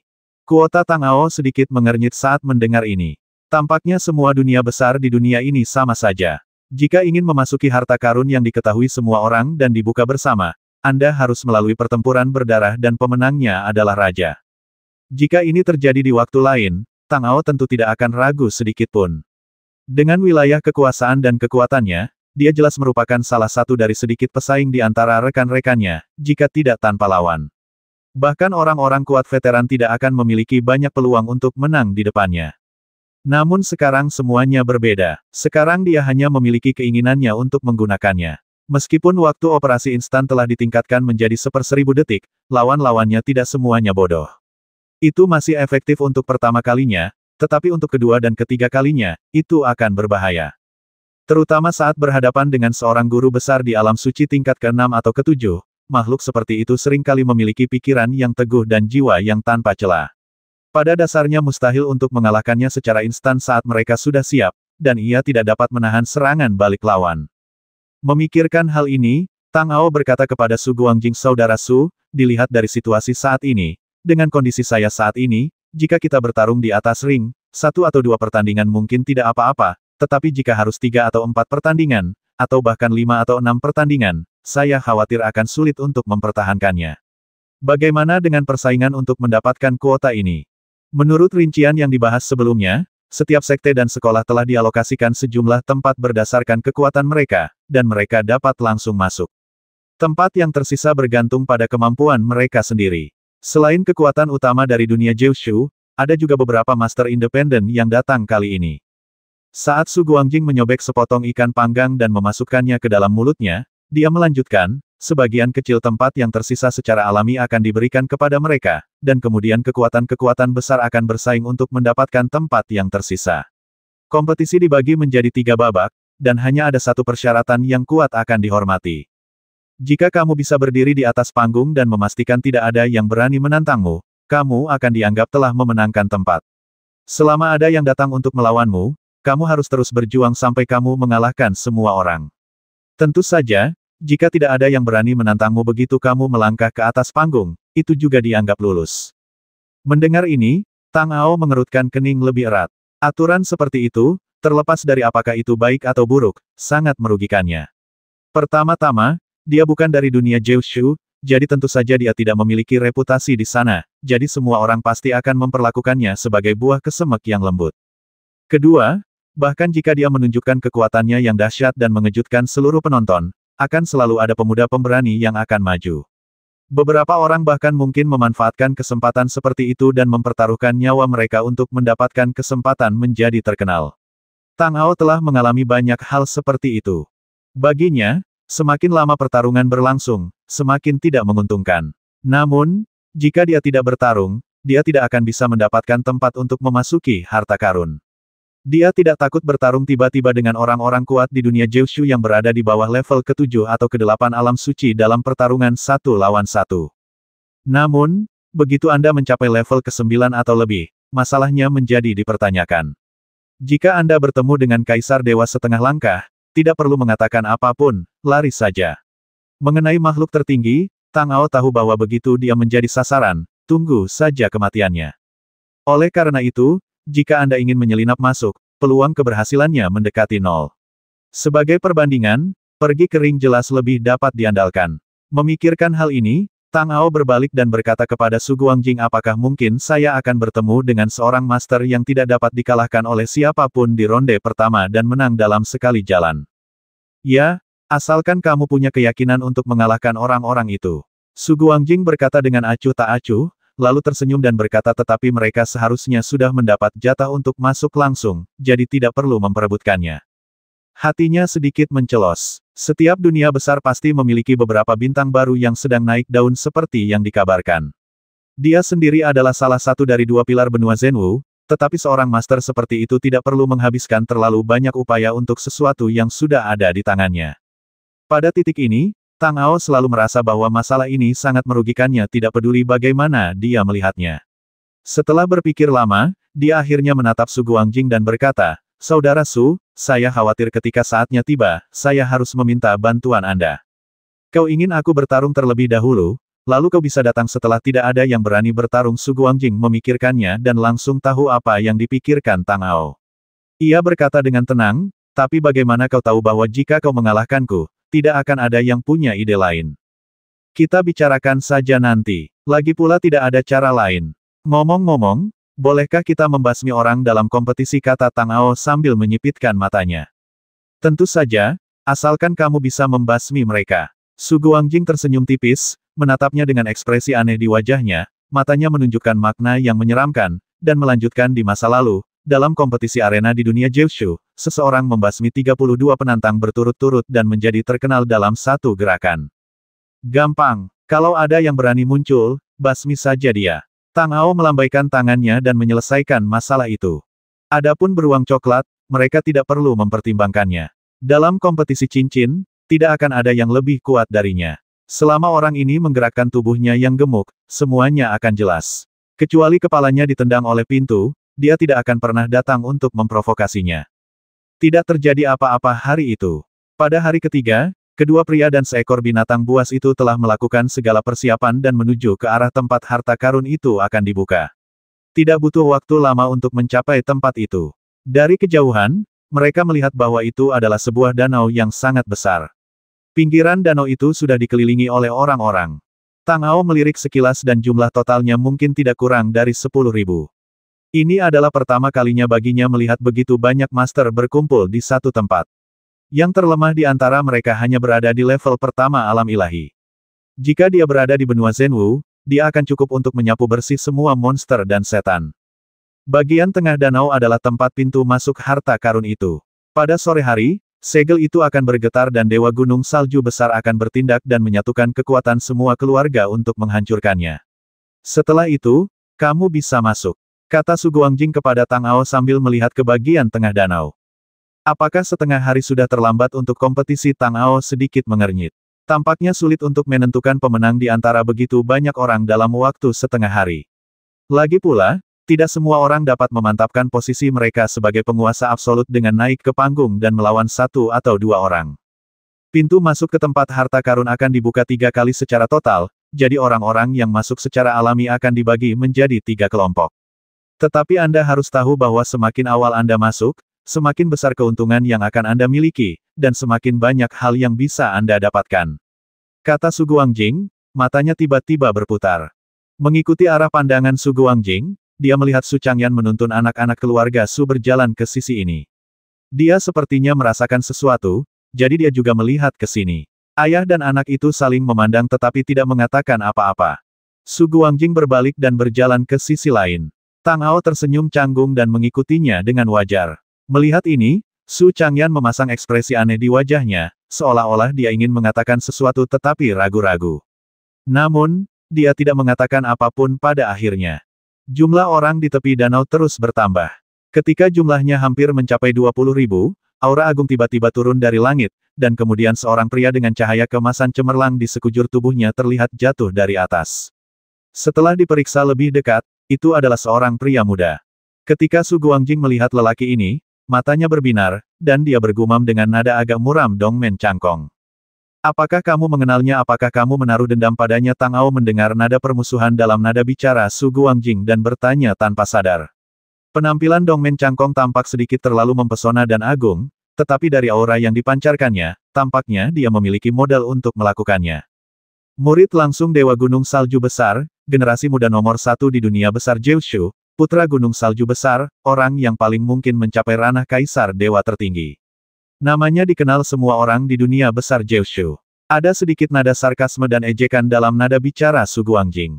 Sangat kuat haha, murid langsung memang berbeda. Bahkan penampilan mereka pun sangat mulia. Kata Tang Ao dengan tenang. Ini hobinya, kata Su Guangjing, dengan sedikit rasa dingin di matanya, lalu melanjutkan tapi jangan khawatir, kamu pasti tidak akan bertemu dengannya. Apakah dia masuk langsung dengan kuota gunung salju besar atau masuk ke ring, dia pasti akan menjadi yang pertama masuk. Jika dia naik ke atas ring, aku benar-benar tertarik untuk mencobanya dengannya. Jika aku mengalahkannya, kurasa tidak akan ada yang berani menggangguku lagi. Dia punya reputasi yang sangat terkenal. Kata Tang Ao sambil tersenyum, terlihat santai dan biasa saja. Kalau begitu kau akan mati dengan menyedihkan. Su Guangjing sama sekali tidak berniat untuk mempermalukannya. Dia berkata dengan enteng, dan tiba-tiba matanya menoleh ke sisi lain dan berkata kepada Tang Ao orang di sana bernama Lei Jie. Di dunia Jiushu, dia disebut sebagai putra petir surgawi. Kedengarannya jauh lebih keras daripada Dongmen Changkong. Apakah dia juga dari gunung salju besar? Kata Tang Ao dengan ekspresi sedikit terkejut. Putra petir surgawi, itu pasti ada hubungannya dengan petir surgawi. Hal ini membuatnya secara tidak sadar teringat pada Mantian. Orang itu juga makhluk yang melahap petir. Lei Jie berasal dari keluarga Lei, yang menempati peringkat kedua di antara 10 keluarga teratas di peringkat surgawi. Ia juga murid tertua dari keluarga Kuangshan, salah satu dari 3 gunung. Ia memiliki kultivasi yang luar biasa dan merupakan seorang praktisi seni bela diri. Bahkan petir surgawi tidak dapat melakukan apapun padanya, jadi ia disebut sebagai putra petir surgawi. Salah satu tujuan hidupnya adalah mengalahkan Dongmen Changkong secara langsung. Su Guangjing berkata dengan tenang, lalu mengalihkan pandangannya dan melihat ke arah lain dan berkata, wanita di sana disebut Peri Lima Roh, murid dari Istana Yao Yue 12 istana. Dia bertunangan dengan Dongmen Changkong dan diakui sebagai peri nomor 1 di dunia Jiushu. Setiap kerutan dan senyumnya dapat memikat semua orang. Orang-orang ini seharusnya tidak ingin bersaing di atas panggung, kan Tang Ao melirik Peri Lima Roh, yang layak menyandang gelar peri. Dia cerah dan cantik, hanya berdiri di sana, seolah-olah dia bisa menarik semua cahaya di bawah langit untuk berkumpul. Namun baginya, itu saja. Lei Jie memang orang gila. Dia tidak akan melewatkan kesempatan untuk menantang Dongmen Changkong, jadi dia pasti akan pergi ke arena untuk menantang. Aku tidak tahu apakah dia akan menerima tantangan itu, tetapi Peri Lima Roh pasti akan kembali. Kata Su Guangjing dengan ekspresi mengejek di wajahnya. Mereka juga punya dendam. Tang Ao tertegun sejenak. Jika Lei Jie menantang Dongmen Changkong, Peri Lima Roh pasti akan pergi. Pikirannya berubah dan dia langsung bereaksi. Dia tidak akan membela tunangannya. Kan ini, sedikit. Terlalu tidak tahu malu, ya haha, dia sudah melakukan banyak hal yang tidak tahu malu seperti ini. Su Guangjing mencibir berulang kali, dengan kebencian yang kuat dan napas dingin yang keluar dari seluruh tubuhnya. Dia hampir mengatakan secara langsung bahwa dia juga terjebak di dalamnya sejak awal. Sepertinya ini tidak ada hubungannya dengan kita, kan Tang Ao bukan orang bodoh, jadi dia melihatnya sekilas, tapi tentu saja dia tidak akan menunjukkannya. Semoga tidak ada hubungannya dengan itu. Kata Su Guangjing, lalu tatapannya beralih lagi ke Dongmen Changkong, kali ini tatapannya setenang kolam yang tenang. Karena keduanya terus berbicara, mereka tidak memperhatikan apa yang dikatakan Dongmen Changkong setelah dia mendarat. Tang Ao juga tidak peduli. Itu semua omong kosong. Satu-satunya hal yang perlu dia lakukan adalah mendengarkan kalimat terakhir kompetisi dimulai sekarang. Mereka berbalik pada waktu yang tepat. Saat Dongmen Changkong menyelesaikan perkataannya, aliran air yang deras tiba-tiba mengalir deras di danau yang luas itu, lalu naik dengan suara keras dan berubah menjadi serangkaian platform melingkar. Sekilas, ada tepat 12 platform. Kemudian semburan kabut putih salju muncul entah dari mana. Di bawah kabut, semua platform air melingkar membeku menjadi es keras. Kemudian Dongmen Changkong berkata dengan suara keras 12 arena telah terbentuk. Para pahlawan, kalian dapat memilih salah satu yang kalian suka. Tidak ada batasan waktu atau aturan. Kalian menang jika menjatuhkan lawan kalian dari arena. Begitu Dongmen Changkong selesai berbicara, kilatan petir tiba-tiba muncul di atas panggung. Lei Jie muncul dengan semangat juang yang menggelora dan bersemangat di wajahnya. Dia berteriak keras, Dongmen Changkong, apakah kamu berani turun dan bertarung? Begitu kata-kata itu terucap, cahaya warna-warni berubah menjadi jembatan pelangi dari tepi danau. Sosok Anggun Bak Peri berjalan mendekat dan perlahan berjalan menuju arena tempat Lei Jie berada. Dalam waktu kurang dari sesaat, dia sudah berdiri di sana. Ekspresi wajah Peri Lima Roh sedingin air. Dia membungkuk sedikit dan berkata, saya ingin mengundang Lima Roh Istana Bulan untuk mengajari saya, kakak senior Lei. Oh, kenapa kau lagi? Aku sudah mengatakannya berkali-kali, aku tidak memukul wanita. Hei, Dongmen Changkong, apakah kau masih seorang pria? Kau selalu membiarkan wanita berdiri di hadapanmu. Apa kau punya rasa malu? Apa kau benar-benar tidak punya rasa malu sama sekali? Lei Jie menunjukkan ekspresi tertekan saat melihat Peri Lima Roh. Saudara Lei, bahkan jika aku ingin naik ke panggung, aku harus menunggu sampai kamu dan Peri menyelesaikan kompetisi. Satu-satunya aturan di panggung ini adalah 1 lawan 1. Jika aku naik sekarang, bukankah aku akan melanggar aturan? Kata Dongmen Changkong dengan senyum hangat seperti angin musim semi di wajahnya. Sial, aku benar-benar menyerah padamu. Oke, aku mengaku kalah. Bisakah kita pergi ke tempat lain? Lei Jie, dengan ekspresi kesal di wajahnya, melesat dan pergi ke arena lain. Setelah berdiri diam, matanya bergerak, menyapu semua orang di tepi danau, dan berkata dengan menantang. Siapa lagi yang berani maju dan bersaing denganku? Cepatlah, suasana hatiku sedang buruk sekarang, kemarilah dan luapkan amarahmu. Semua orang tahu bahwa Lei Jie sangat kuat, dan dia tidak akan menahan diri saat menyerang. Jadi wajar saja, tidak ada yang mau melawannya saat ini. Dia melihat sekeliling untuk waktu yang lama, dan ketika dia melihat tidak ada yang datang, dia dengan marah mengutuk, mereka semua pengecut. Membosankan. Setelah selesai berbicara, sosoknya berubah menjadi kilatan petir dan menghilang dalam sekejap. Tidak ada yang tahu kemana dia pergi. Lelucon itu tampaknya telah berakhir di sini. Di antara 12 arena, hanya Peri Lima Roh yang masih berdiri. Dia memiliki senyum dingin di wajahnya, seolah menunggu seseorang muncul. Dibandingkan dengan tirani dan kekuatan Lei Jie, keberadaan Peri Lima Roh berada pada level yang sama sekali berbeda. Meskipun dia juga sangat kuat sehingga hanya sedikit orang yang dapat melawannya, alasan sebenarnya mengapa orang tidak mau melawannya adalah karena selama mereka naik, mereka akan menunggu untuk kembali ke dunia Jiushu dan diburu oleh hampir semua master hingga mereka mencapai ujung bumi. Ada preseden untuk hal semacam ini. Melihat tidak ada yang menantang Peri Lima Roh dan dia akan mengambil alih, Su Guangjing, yang berdiri di samping Tang Ao, tiba-tiba memancarkan cahaya putih cemerlang. Kemudian dia melayang dan mendarat di atas panggung. Dia berkata dengan ringan, Peri Lima Roh, tolong ajari aku.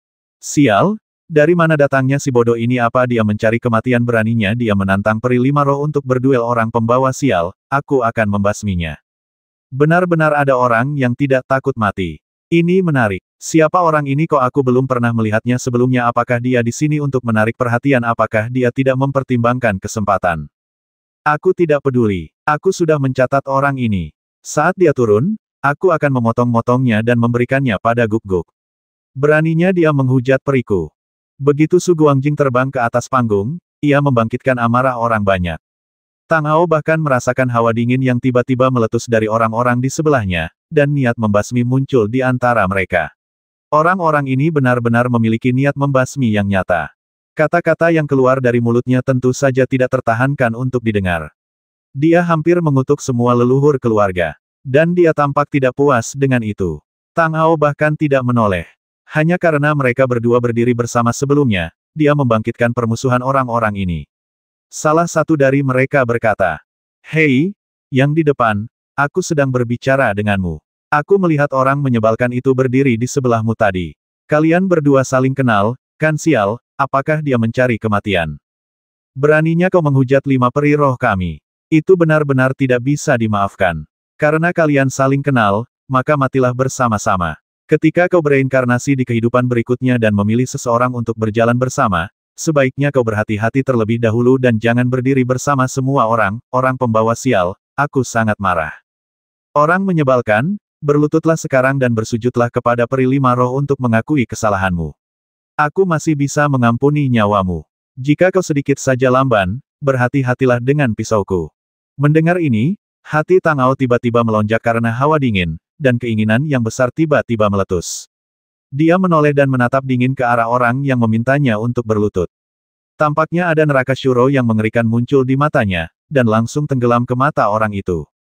Dia berteriak dengan ekspresi tidak percaya dan ketakutan di wajahnya, "Apa ini monster, monster. Mataku dan otakku akan meledak." Ketika orang-orang di sekitar melihat pemandangan ini, mereka semua terkejut pada saat yang sama, dan mereka menatap Tangao dengan waspada dan takut. Terutama orang-orang yang terhanyut oleh tatapannya, mereka mundur 2 langkah tanpa ragu-ragu, seolah-olah mereka akan melihat hantu jika mereka mendekatinya sedikit saja.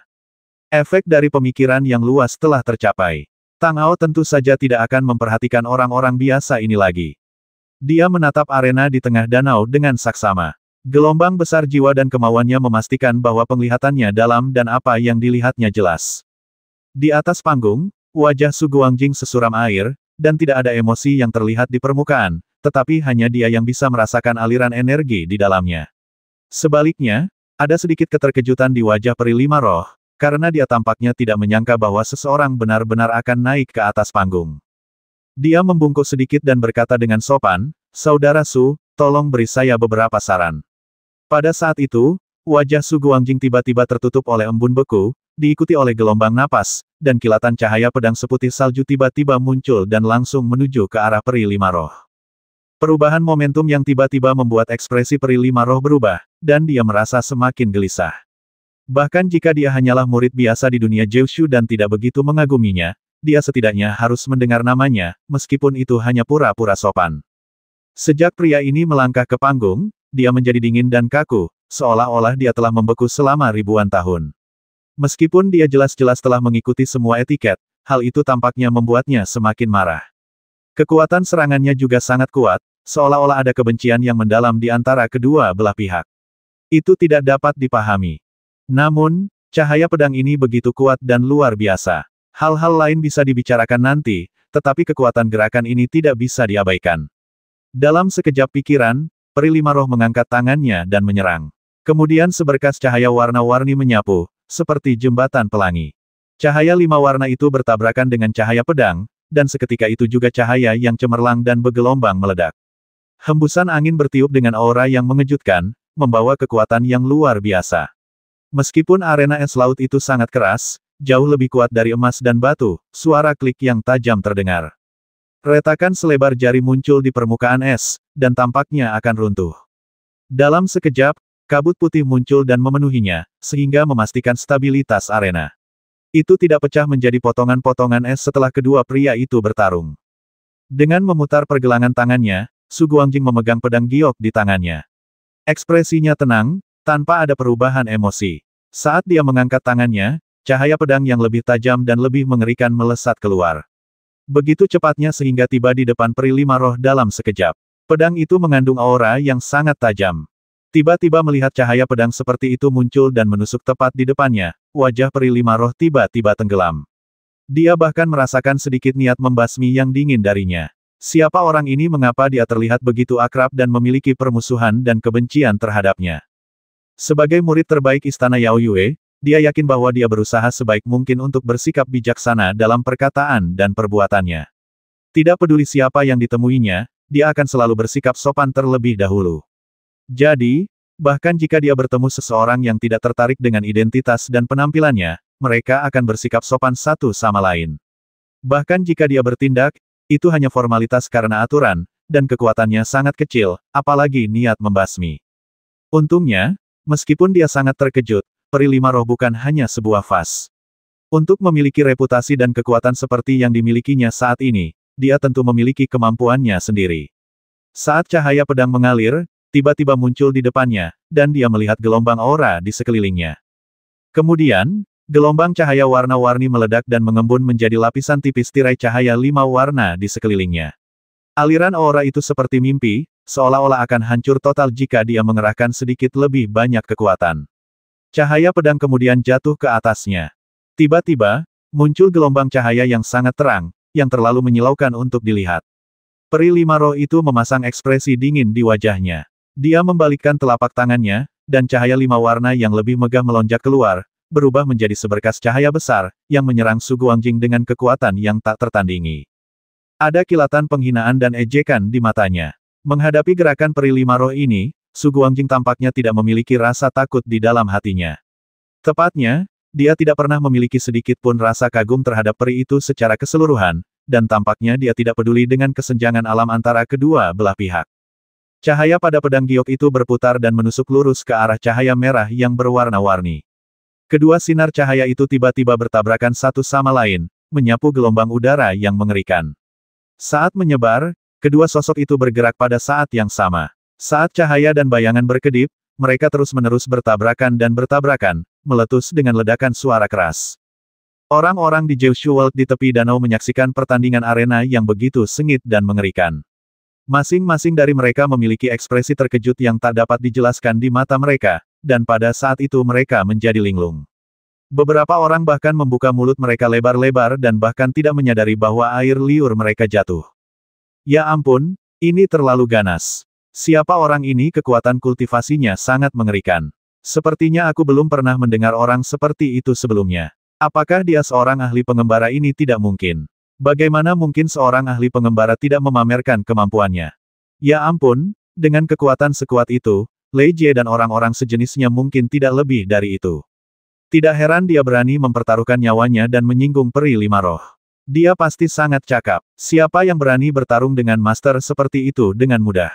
Su Guangjing, sepertinya aku pernah mendengar nama ini di suatu tempat. Nama belakangnya adalah Su. Benar, aku ingat sekarang. Dia adalah pecundang yang lahir dari keluarga Su yang berada di peringkat bawah dari 10 keluarga teratas di peringkat surgawi dan budaknya. Bukankah dikatakan bahwa anak ini adalah seorang playboy sejati? Mendengarkan diskusi para Master Jiushu World di sekitarnya, mata Tang Ao bersinar dengan cahaya tajam dan pikiran yang tak terhitung jumlahnya mengalir di benaknya. Selama waktu ini, kekuatan yang dikeluarkan Su Guangjing tampaknya telah meningkat dibandingkan dengan pertempuran sebelumnya dengan Su Changshan. Tentu saja, sebagian besar kekuatannya masih berasal dari harta karun pedang giok, tetapi mampu mengerahkannya hingga sejauh ini juga dapat menunjukkan kekuatan Su Guangjing sendiri. Hanya dalam 2 hari, ia benar-benar memperoleh wawasan baru. Untuk seorang jenius seperti itu, bukan tidak mungkin baginya untuk mencapai yang maha tinggi jika diberi sedikit waktu lagi. Setidaknya dia bisa mencapai alam kaisar dewa setengah langkah. Sepertinya aku telah menemukan harta karun lagi. Tang Ao bergumam dalam hati, dan raut wajah gembira muncul di wajahnya. Sayang sekali setelah semua ini selesai, Su Guangjing akan mengikuti semua master dunia Jiushu kembali ke benuanya sendiri. Akan sangat bagus jika dia bisa pergi bersamaku ke tempat lain yang tidak ada dan membantuku. Dengan bantuan seseorang yang memiliki kekuatan dan kebijaksanaan, pria misterius itu tidak akan bisa lagi bersembunyi dan akhirnya akan mengungkapkan sifat aslinya. Haruskah aku memikirkan cara untuk menjaga Su Guangjing di sisiku? Mari kita melangkah maju dan lihat. Jika ada kesempatan, aku tidak akan ragu lagi. Dengan mengingat hal ini, Tang Ao terus melihat ke arah ring, tetapi dia mendengar Brown Bear berkata dengan suara pelan di sampingnya, mengapa aku tidak menyadari sebelumnya bahwa anak ini benar-benar memiliki kekuatan seperti itu? Apakah aku salah menilai dia? Bagaimana ini mungkin? Beruang bau, kau sudah melakukan kesalahan berkali-kali, bagaimana mungkin kau bisa gagal kali ini? Tang Ao berkata dengan tidak senang, lalu mengganti topik pembicaraan dan melanjutkan, ngomong-ngomong, sekarang adalah waktu yang tepat, mengapa kau tidak naik ke panggung dan mendapatkan tempatmu terlebih dahulu? Bukankah aku menunggu anggukanmu? Beruang coklat itu berkata dengan suara teredam, dengan kegembiraan di matanya. Sosoknya berkelebat, dan cahaya coklat tua meledak. Tiba-tiba dia berada di arena es. Matanya menyapu, dan dia berkata dengan aura yang mendominasi. Aku kakek beruang coklatmu. Jika kau tidak takut mati, datanglah ke arena dan bertarunglah denganku. Aku akan mengirimmu pergi. Sial, dari mana datangnya binatang buas ini? Beraninya dia berbicara begitu sombong. Apakah dia mencari kematian? Kebetulan saja aku sudah lama tidak makan cakar beruang. Sangkar siapa yang tidak tertutup rapat kok semuanya bisa lepas? Adik yang mau makan cakar beruang, ayo kita bertarung. Aku juga tertarik. Siapa yang mau duluan? Kamu atau aku? Orang pembawa sial, kalau aku tidak hati-hati, binatang buas pun berani menunjukkan taringnya di hadapanku. Dasar orang-orang bodoh. Binatang buas ini memancarkan cahaya dan memiliki aura kekuatan yang tak tertandingi. Binatang buas ini telah mencapai puncak alam kaisar ilahi setengah langkah. Kalian sampah yang tidak berguna hanya akan mati jika kalian naik ke sana. Dari mana guk-guk ini berasal? Apa kalian belum pernah melihat begitu banyak? Mendengar berbagai macam suara dari sekeliling, Tang Ao menunjukkan ekspresi mencibir di wajahnya.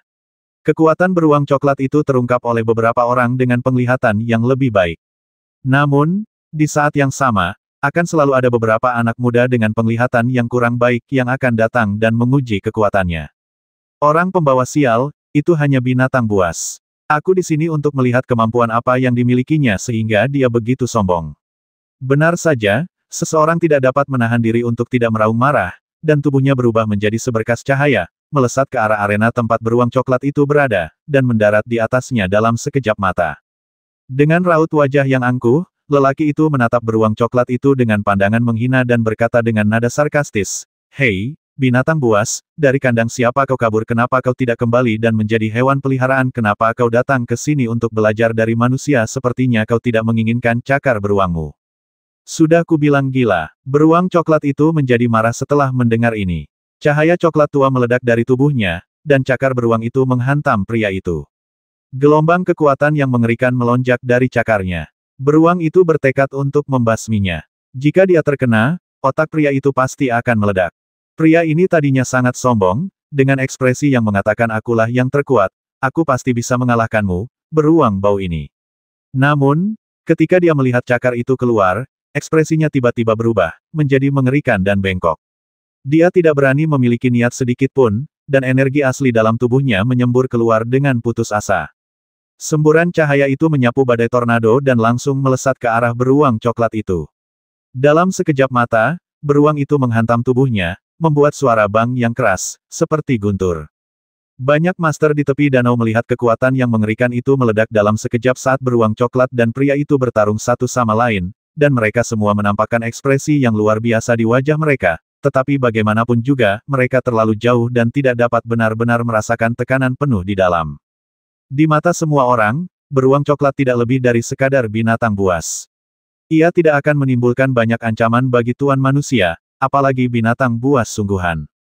Bahkan orc, setengah orc, atau bahkan monster, di mata mereka, adalah makhluk yang sangat bodoh.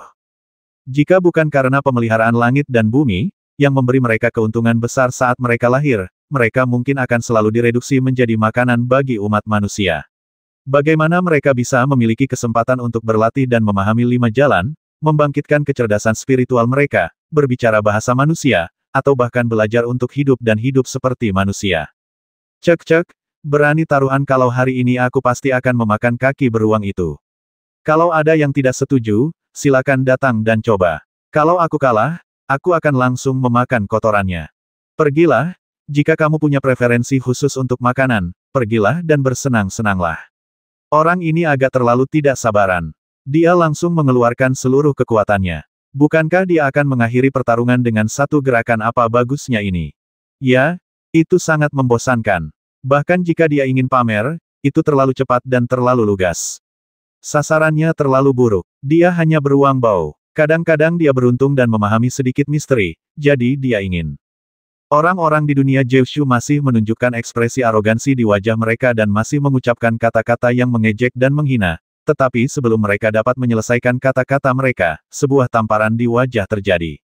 Bear Pao tiba-tiba melewati cahaya yang melonjak, seolah-olah dia memiliki kekuatan tertinggi untuk menciptakan dunia. Cakar tajam itu meledak, mencabik-cabik segalanya. Sosok beruang coklat itu melesat dalam sekejap, dengan kekuatan yang mengerikan dan sangat brutal. Ia menamparkan tubuh pria itu tanpa rasa takut. Kemudian, ia bergegas menuju danau seperti bola meriam yang terbang cepat. Dengan suara bang yang keras, sosok pria itu meledak langsung ke danau, menimbulkan gelombang yang mengerikan dan bergejolak.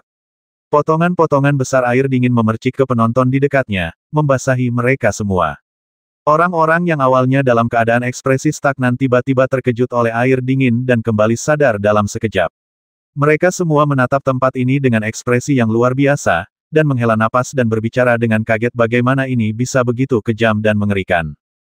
Apakah ini masih seekor beruang? Kurasa bahkan di antara seniman bela diri fisik, para master puncak yang telah mencapai tingkat ke-8 atau ke-9 dari alam suci, kekuatan yang dapat mereka keluarkan secara instan hanya sebesar ini. Kan mungkinkah binatang buas ini lahir dengan garis keturunan yang begitu kuat sehingga dapat mencapai keadaan seperti itu? Ini mengerikan. Awalnya aku berpikir bahwa dalam sebuah pertandingan di atas ring, aku paling-paling tidak akan mampu mengalahkan orang lain, tetapi aku tidak sepenuhnya tidak punya kesempatan. Sekarang tampaknya aku bahkan tidak akan mampu mengalahkan seekor binatang pun. Bagaimana aku bisa hidup seperti ini? Apakah aku masih harus naik ring?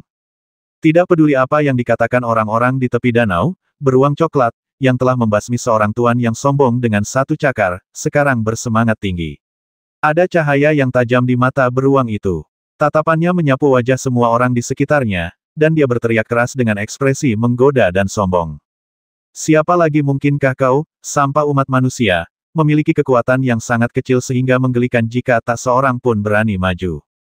Mendengar ejekan dan ejekan beruang coklat itu, wajah orang-orang di dunia Kyushu semuanya memerah karena darah, mata mereka seperti menyemburkan api, dan tatapan mata mereka penuh dengan aura pembasmi. Orang-orang ini biasanya sombong dan mendominasi di wilayah mereka sendiri, memandang semua orang seperti guk-guk. Bagaimana mungkin makhluk seperti itu bisa bertahan menghadapi kejahatan seperti itu? Seseorang di tempat itu berteriak, dasar binatang buas, aku di sini untuk melawanmu. Saat suara itu jatuh, sesosok tiba-tiba melintas dan muncul di atas ring dalam sekejap mata. Cahaya merah menyala. Roh jahat yang tampak turun seperti awan hitam yang bergulung-gulung itu melonjak keluar, dan dalam sekejap mata, roh jahat itu menyapu seluruh arena. Ditutupi oleh kabut merah darah, orang-orang tidak dapat melihat dengan jelas apa yang terjadi di dalam. Semua orang membuka mata lebar-lebar, ingin melihat lebih banyak lagi. Namun, mereka tak perlu berpikir panjang lagi, karena pria yang baru saja terbang dan mengerahkan sedikit tenaga itu hanya bertahan sebentar, lalu melesat keluar. Kali ini, dia tidak melesat ke arah danau, tetapi melesat langsung ke langit. Kemudian dia menggambar parabola panjang dan jatuh ke dalam hutan. Tidak seorang pun tahu di mana dia jatuh, tetapi dapat diduga bahwa orang ini sudah mati, tanpa ada ketegangan. Kemudian, angin kencang bertiup di atas arena beruang coklat, dan kabut darah tiba-tiba menghilang. Raungan yang sangat arogan dan mendominasi keluar darinya, dan beruang coklat itu berdiri di sana. Siapa lagi yang berani melawan aku? Orang-orang di dunia Kyushu saling memandang dengan bingung. Mereka bukan orang bodoh. Beruang coklat itu begitu ganas sehingga mengalahkan dua orang dalam sekejap mata dan membasmi mereka seketika. Kekuatan yang ditunjukkannya jauh melampaui para master biasa di alam suci. Bahkan jika mereka telah mencapai tahap akhir, mereka tidak akan berani bertindak gegabah saat ini. Siapa yang tahu jika mereka naik, mereka akan berakhir dimakan hidup-hidup. Arenanya banyak dan banyak yang kosong, jadi semua orang punya banyak kesempatan. Selain itu, meskipun kalah saat bertarung dengan orang lain, setidaknya bisa menyelamatkan nyawa. Beruang coklat menyerang dua kali, dan setiap kali itu adalah langkah yang fatal, dan semua orang yang maju tewas di tempat. Tidak apa-apa untuk berkompetisi, dan tidak apa-apa untuk mengambil risiko demi kesempatan maju, tetapi jika Anda tahu bahwa jika Anda tidak menang, Anda akan mati, maka Anda mempertaruhkan hidup Anda. Bagi kebanyakan orang, mampu mencapai posisi mereka saat ini sudah sangat baik. Jangan sampai Anda kehilangan nyawa sebelum bersenang-senang, itu hanya akan membuang-buang waktu. Jadi, meskipun beruang coklat itu mengaum dengan keras, tidak ada seorang pun yang melangkah maju saat itu. Sebaliknya, semua orang memilih untuk melihat api dari seberang sungai dan melihat apa yang terjadi selanjutnya. Dalam sebuah pertandingan di atas ring, selama masih ada yang berani maju, orang yang berada di atas akan terus berjuang. Hal ini sebenarnya bukanlah syarat yang kuat bagi pemenang, karena sama saja dengan harus menahan kemungkinan terjadinya perkelahian mobil dari semua orang. Semakin lama perkelahian berlangsung, tentu saja ia akan semakin kelelahan. Beruang coklat ini begitu merajalela hingga telah menimbulkan kemarahan publik. Tidak ada jaminan bahwa banyak orang tidak akan mengambil tindakan. Semakin lama ditunda, semakin banyak peluang yang akan muncul. Ini awalnya merupakan pilihan yang sangat baik, tetapi jika semua orang berpikir demikian, hasilnya tentu saja akan sangat berbeda. Tepat saat beruang coklat itu menatap semua orang dengan ekspresi mengejek, berniat mengatakan sesuatu untuk membuat orang-orang ini kesal, suara keras yang mengerikan tiba-tiba meletus dari lingkaran di seberangnya. Bahkan melalui dua lingkaran itu, ia bisa merasakan gelombang udara mengerikan yang berasal dari atas. Ia menyapu dengan suara keras, seolah-olah langit dan bumi terkoyak. Angin dan ombak bergemuruh dan menghantam beruang coklat itu, meniup rambut dan lemak di sekitarnya dengan liar. Cahaya coklat tua yang agung melonjak, yang menghalangi dampak gelombang energi ini, dan cahaya tiba-tiba keluar dari matanya. Orang pembawa sial, ini kan yang namanya berkelahi. Sampah-sampah itu tidak ada gunanya. Orang yang bernama Lei Jie tadi kelihatannya cukup jago, tapi entah dia kabur kemana. Aku sangat tidak beruntung karena tidak punya lawan.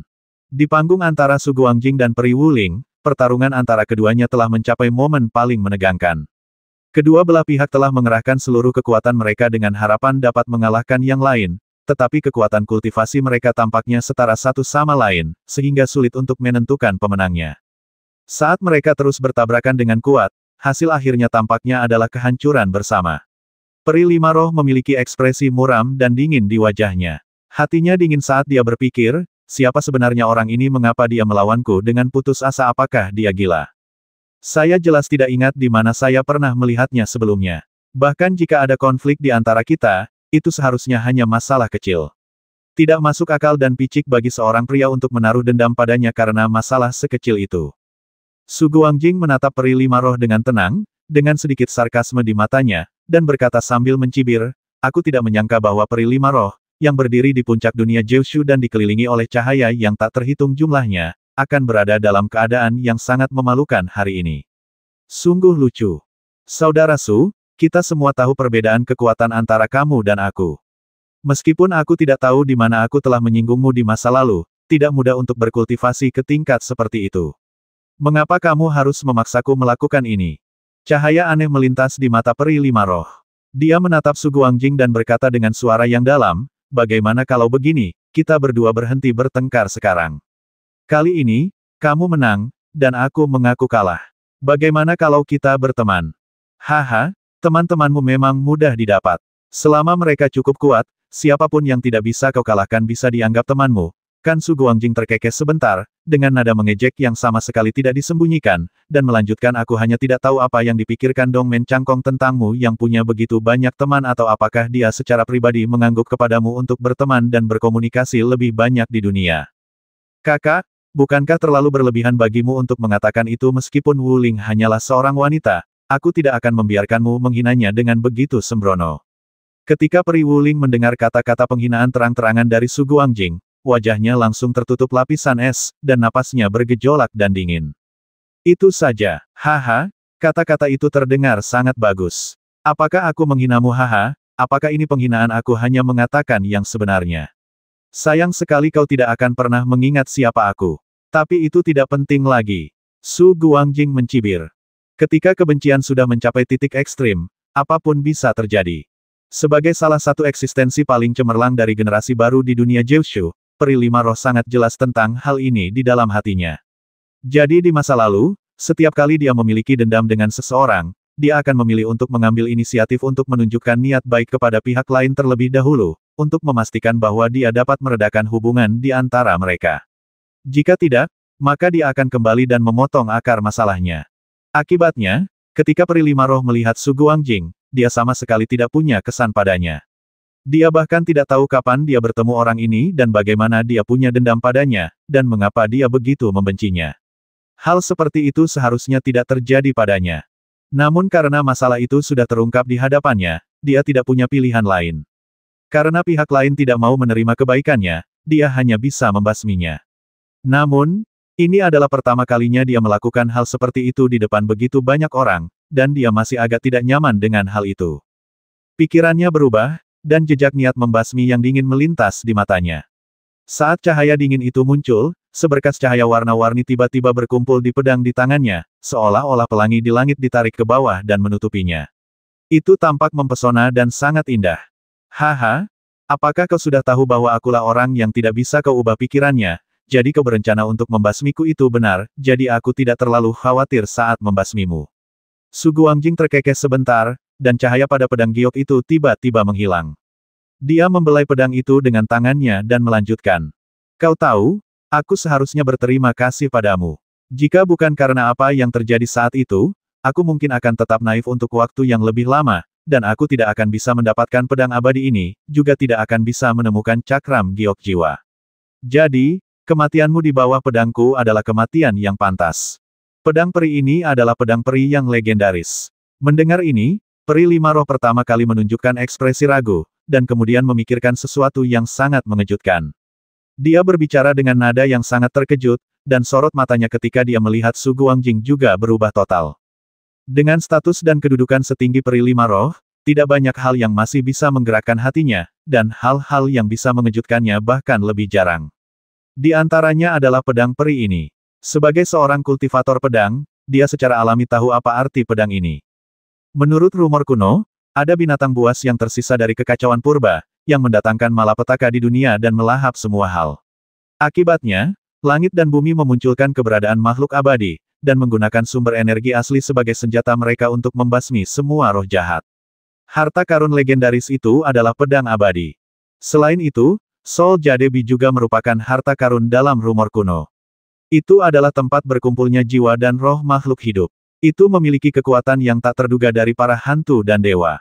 Jika semuanya meledak, bahkan makhluk tertinggi seperti Kaisar Dewa tidak akan berani menghadapinya secara langsung dan hanya bisa mundur sementara. Jika dia bisa mendapatkan dua hal ini, apalagi di istana Yao Yue, dia akan menjadi eksistensi teratas di seluruh dunia Jiushu. Dia tidak perlu lagi menyanjung siapapun, dan semua yang dia inginkan akan ada di ujung jarinya. Keinginan kuat untuk keserakahan mulai muncul di hatinya. Keserakahan memang ibel terbesar di hati manusia. Keserakahan berlaku untuk semua orang, tidak peduli siapa orangnya. Dan semakin sombong seseorang, semakin teliti dia. Su Guangjing mencibir dan berkata kepada peri lima roh dengan tatapan yang sangat menghina di matanya. Jika kau memiliki kesempatan untuk keluar dari panggung ini hidup-hidup, datanglah dan mendesahlah lagi. Peri lima roh berkata dengan suara dingin. Sosoknya melesat, dan pedang lima elemen di tangannya tiba-tiba menusuk jantung Su Guangjing. Ruang di sekitarnya terguncang, dan kecepatan ledakan seketika itu cukup untuk mengguncang penghalang ruang. Cepat sekali, tapi sayangnya kekuatannya kurang dan akurasinya juga jauh dari kata cukup. Ujarnya dengan nada tenang, lalu cahaya seputih salju muncul dari tubuh Su Guangjing, menyelimuti seluruh tubuhnya, dan pedang lima elemen tiba-tiba menusuknya. Namun, itu seperti menusuk ke dalam rawa yang dalam. Jantung Su Guangjing hanya berjarak kurang dari setengah inci. Namun, tidak peduli seberapa keras peri lima roh mengerahkan seluruh kekuatannya, dia tidak dapat melangkah lebih jauh. Dalam keadaan tak sadarkan diri, cahaya putih lain menyala. Ketika dia melihat sekilas cahaya itu, kilatan keterkejutan melintas di mata peri lima roh. Dia berteriak dan tiba-tiba mundur, menimbulkan lingkaran gelombang angkasa. Tepat saat dia mendarat, dia merasakan hembusan angin yang sangat kencang datang ke arahnya. Pedang itu sudah ada di depannya dalam sekejap mata. Dia tidak punya waktu untuk melakukan hal lain dan hanya bisa memegang pedang itu secara horizontal untuk menangkisnya di depannya. Kemudian dia mendengar suara dentang yang tajam, diikuti oleh kekuatan yang mengerikan dan melonjak, dan dia hampir tidak bisa memegang pedang di tangannya. Tubuhnya terlempar ke belakang tanpa kendali dan mendarat di tepi arena. Peri lima roh tampak pucat. Serangan Su Guangjing begitu dahsyat. Meskipun tingkat kultivasinya jauh lebih tinggi darinya, dia langsung jatuh ke dalam posisi yang tidak menguntungkan. Peri Wuling tahu dengan jelas bahwa dengan harta karun seperti itu di tangannya, bahkan orang dengan tingkat kultivasi rendah akan mampu melepaskan kekuatan yang mengerikan. Namun, pikirannya juga dipenuhi dengan keengganan. Harta karun seperti ini seharusnya menjadi miliknya dan hanya miliknya. Cahaya dingin melintas di matanya. Pikirannya berubah, dan aura yang kuat mulai terbentuk di tubuhnya. Hukum lima elemen mencapai titik ekstrim. Dalam sekejap, tampak seperti pusaran besar terbentuk di dalamnya, yang bisa meletus kapan saja. Tang Ao, yang berdiri di tepi danau, merasakan aura yang meletus dari peri lima roh. Karena ia juga mempraktikkan hukum lima elemen, ia secara alami sangat jelas tentang kekuatan pengoperasian hukum ini. Meskipun penelitiannya tentang hal itu tidak sedalam studinya tentang asal mula bintang, hal itu tetap membuatnya merasa dingin di hatinya. Aura pusaran itu seperti lubang hitam, seolah-olah dapat menelan semua yang ada di dunia. Kekuatannya sangat mengerikan. Aku tidak menyangka bahwa kekuatan hukum lima elemen, ketika mencapai titik ekstrim, benar-benar dapat menghasilkan kehancuran. Meskipun ada celah antara kekuatan itu dan lubang hitam yang melahap asal-usul hukum, kekuatan seperti itu juga tidak dapat dihentikan. Su Guangjing sekarang dalam bahaya. Setelah bergumam pelan beberapa saat, tatapan Tang Ao kembali tertuju pada Su Guangjing. Ia melihat bahwa di hadapan kekuatan yang begitu besar dan menakutkan, tidak ada kekhawatiran atau ketakutan di wajahnya. Sebaliknya, ia tampak sangat santai, seolah-olah itu sama sekali bukan masalah baginya. Pupil matanya mengecil saat Tang Ao menyadari cahaya samar yang terpancar dari pedang giok di tangan Su Guangjing. Cahaya pedang kecil ini tampak sangat berbeda dari cahaya putih terang sebelumnya. Aura yang terbentuk di dalamnya memberi perasaan mampu menembus semua hal. Ketika Tang Ao melihat ini, dia diam-diam berkata, Su Guangjing memiliki harta karun seperti itu di tangannya. Aku bahkan merasa bahwa harta karun itu memiliki kekuatan bawaan yang samar. Selama kita memahami dan mempelajarinya dengan cukup mendalam dan melepaskan kekuatannya sepenuhnya, kekuatan yang tersisa dalam satu gerakan akan cukup untuk menghancurkan dunia. Meskipun pemahaman dan penelitian Peri Lima Roh tentang kekuatan lima elemen telah mencapai tingkat yang sangat tinggi, dia belum memadatkan dan memahami ranah hukum. Tanpa restu dari kekuatan ranah, dalam kondisi yang sama, kekuatan harta karun dapat dibawa ke titik ekstrim. Tepat saat pikiran itu terlintas di benaknya, dia melihat sosok Su Guangjing tiba-tiba bergerak. Dalam keadaan linglung, cahaya pedang samar-samar muncul. Jika bukan karena penglihatannya yang ekstrim, mustahil untuk melihatnya dengan jelas. Tang Ao hanya melihat kilatan cahaya. Apa yang tidak dapat dilihat oleh para penonton, sebenarnya dapat ditanggung oleh orang-orang yang terlibat. Saat Su Guangjing bergerak, Peri Lima Roh merasakan hawa dingin di hatinya. Kekuatan pedang ini sangat mengerikan. Dia tahu bahwa dia tidak akan pernah bisa menahan pengoperasian hukum lima elemen. Namun, pada titik ini, dia tidak punya pilihan lain dan hanya bisa terus maju. Kekuatan lima elemen di tangannya menyembur keluar dan berubah menjadi pusaran cahaya berwarna-warni, yang langsung menelan cahaya pedang, seolah-olah kekuatannya telah dilahap habis. Namun, persepsi Peri Lima Roh itu sendiri sangat jelas. Saat dia menelan cahaya pedang, aura yang sangat tajam menyapu tubuhnya, seolah-olah dia telah dipotong oleh energi pedang yang tak terhitung jumlahnya, dan tubuhnya tampak terkoyak. Rasa sakit yang luar biasa menyelimuti hatinya, dan Peri Lima Roh tidak dapat menahan diri untuk tidak menjerit melengking. Seteguk darah merah cerah menyembur keluar, dan wajahnya langsung berubah sepucat kertas. Dia menatap Su Guangjing dengan ekspresi yang sangat kesal dan berkata dengan tatapan menyedihkan. Apakah kamu benar-benar membenciku dalam hatimu tidak peduli apa yang telah kulakukan padamu, itu pasti tidak disengaja. Selama kamu setuju, aku bersedia memberikan kompensasi kepadamu dengan cara apapun. Bahkan jika kamu menginginkannya, aku bisa melakukannya. Berjanjilah, bisakah kamu berjanji padaku? Menurutmu, seberapa besar kemungkinan tipuanmu berhasil padaku? Su Guangjing menatap Peri Lima Roh dengan tatapan mengejek. Dia berdiri dengan bangga dan melanjutkan, bagaimana mungkin aku jatuh ke dalam perangkap yang sama dua kali, Saudari Zuer? Kamu, bagaimana kamu tahu namaku Zuer, siapa kamu? Ketika Peri Lima Roh mendengar alamat Su Guangjing kepadanya, seolah-olah dia telah mendengar sesuatu yang sangat mengejutkannya. Ekspresi ketakutan yang tak terbatas muncul di matanya, dan wajahnya menjadi sangat mengerikan. Dalam keadaan tak sadarkan diri, dia seperti tiba-tiba teringat sesuatu, lalu menunjuk ke arah Su Guangjing dan berteriak, itu kamu belum mati, bagaimana mungkin aku melihat dengan jelas kamu jatuh dari tebing, jurang itu sedalam 10.000 kaki, kamu tidak mungkin selamat. Haha, bukan itu sebabnya aku harus berterima kasih padamu. Kalau kau tidak mendorongku ke bawah, bagaimana mungkin aku bisa menemukan dua harta karun ini di sana? Mendengar ini, Su Guangjing tertawa terbahak-bahak. 1070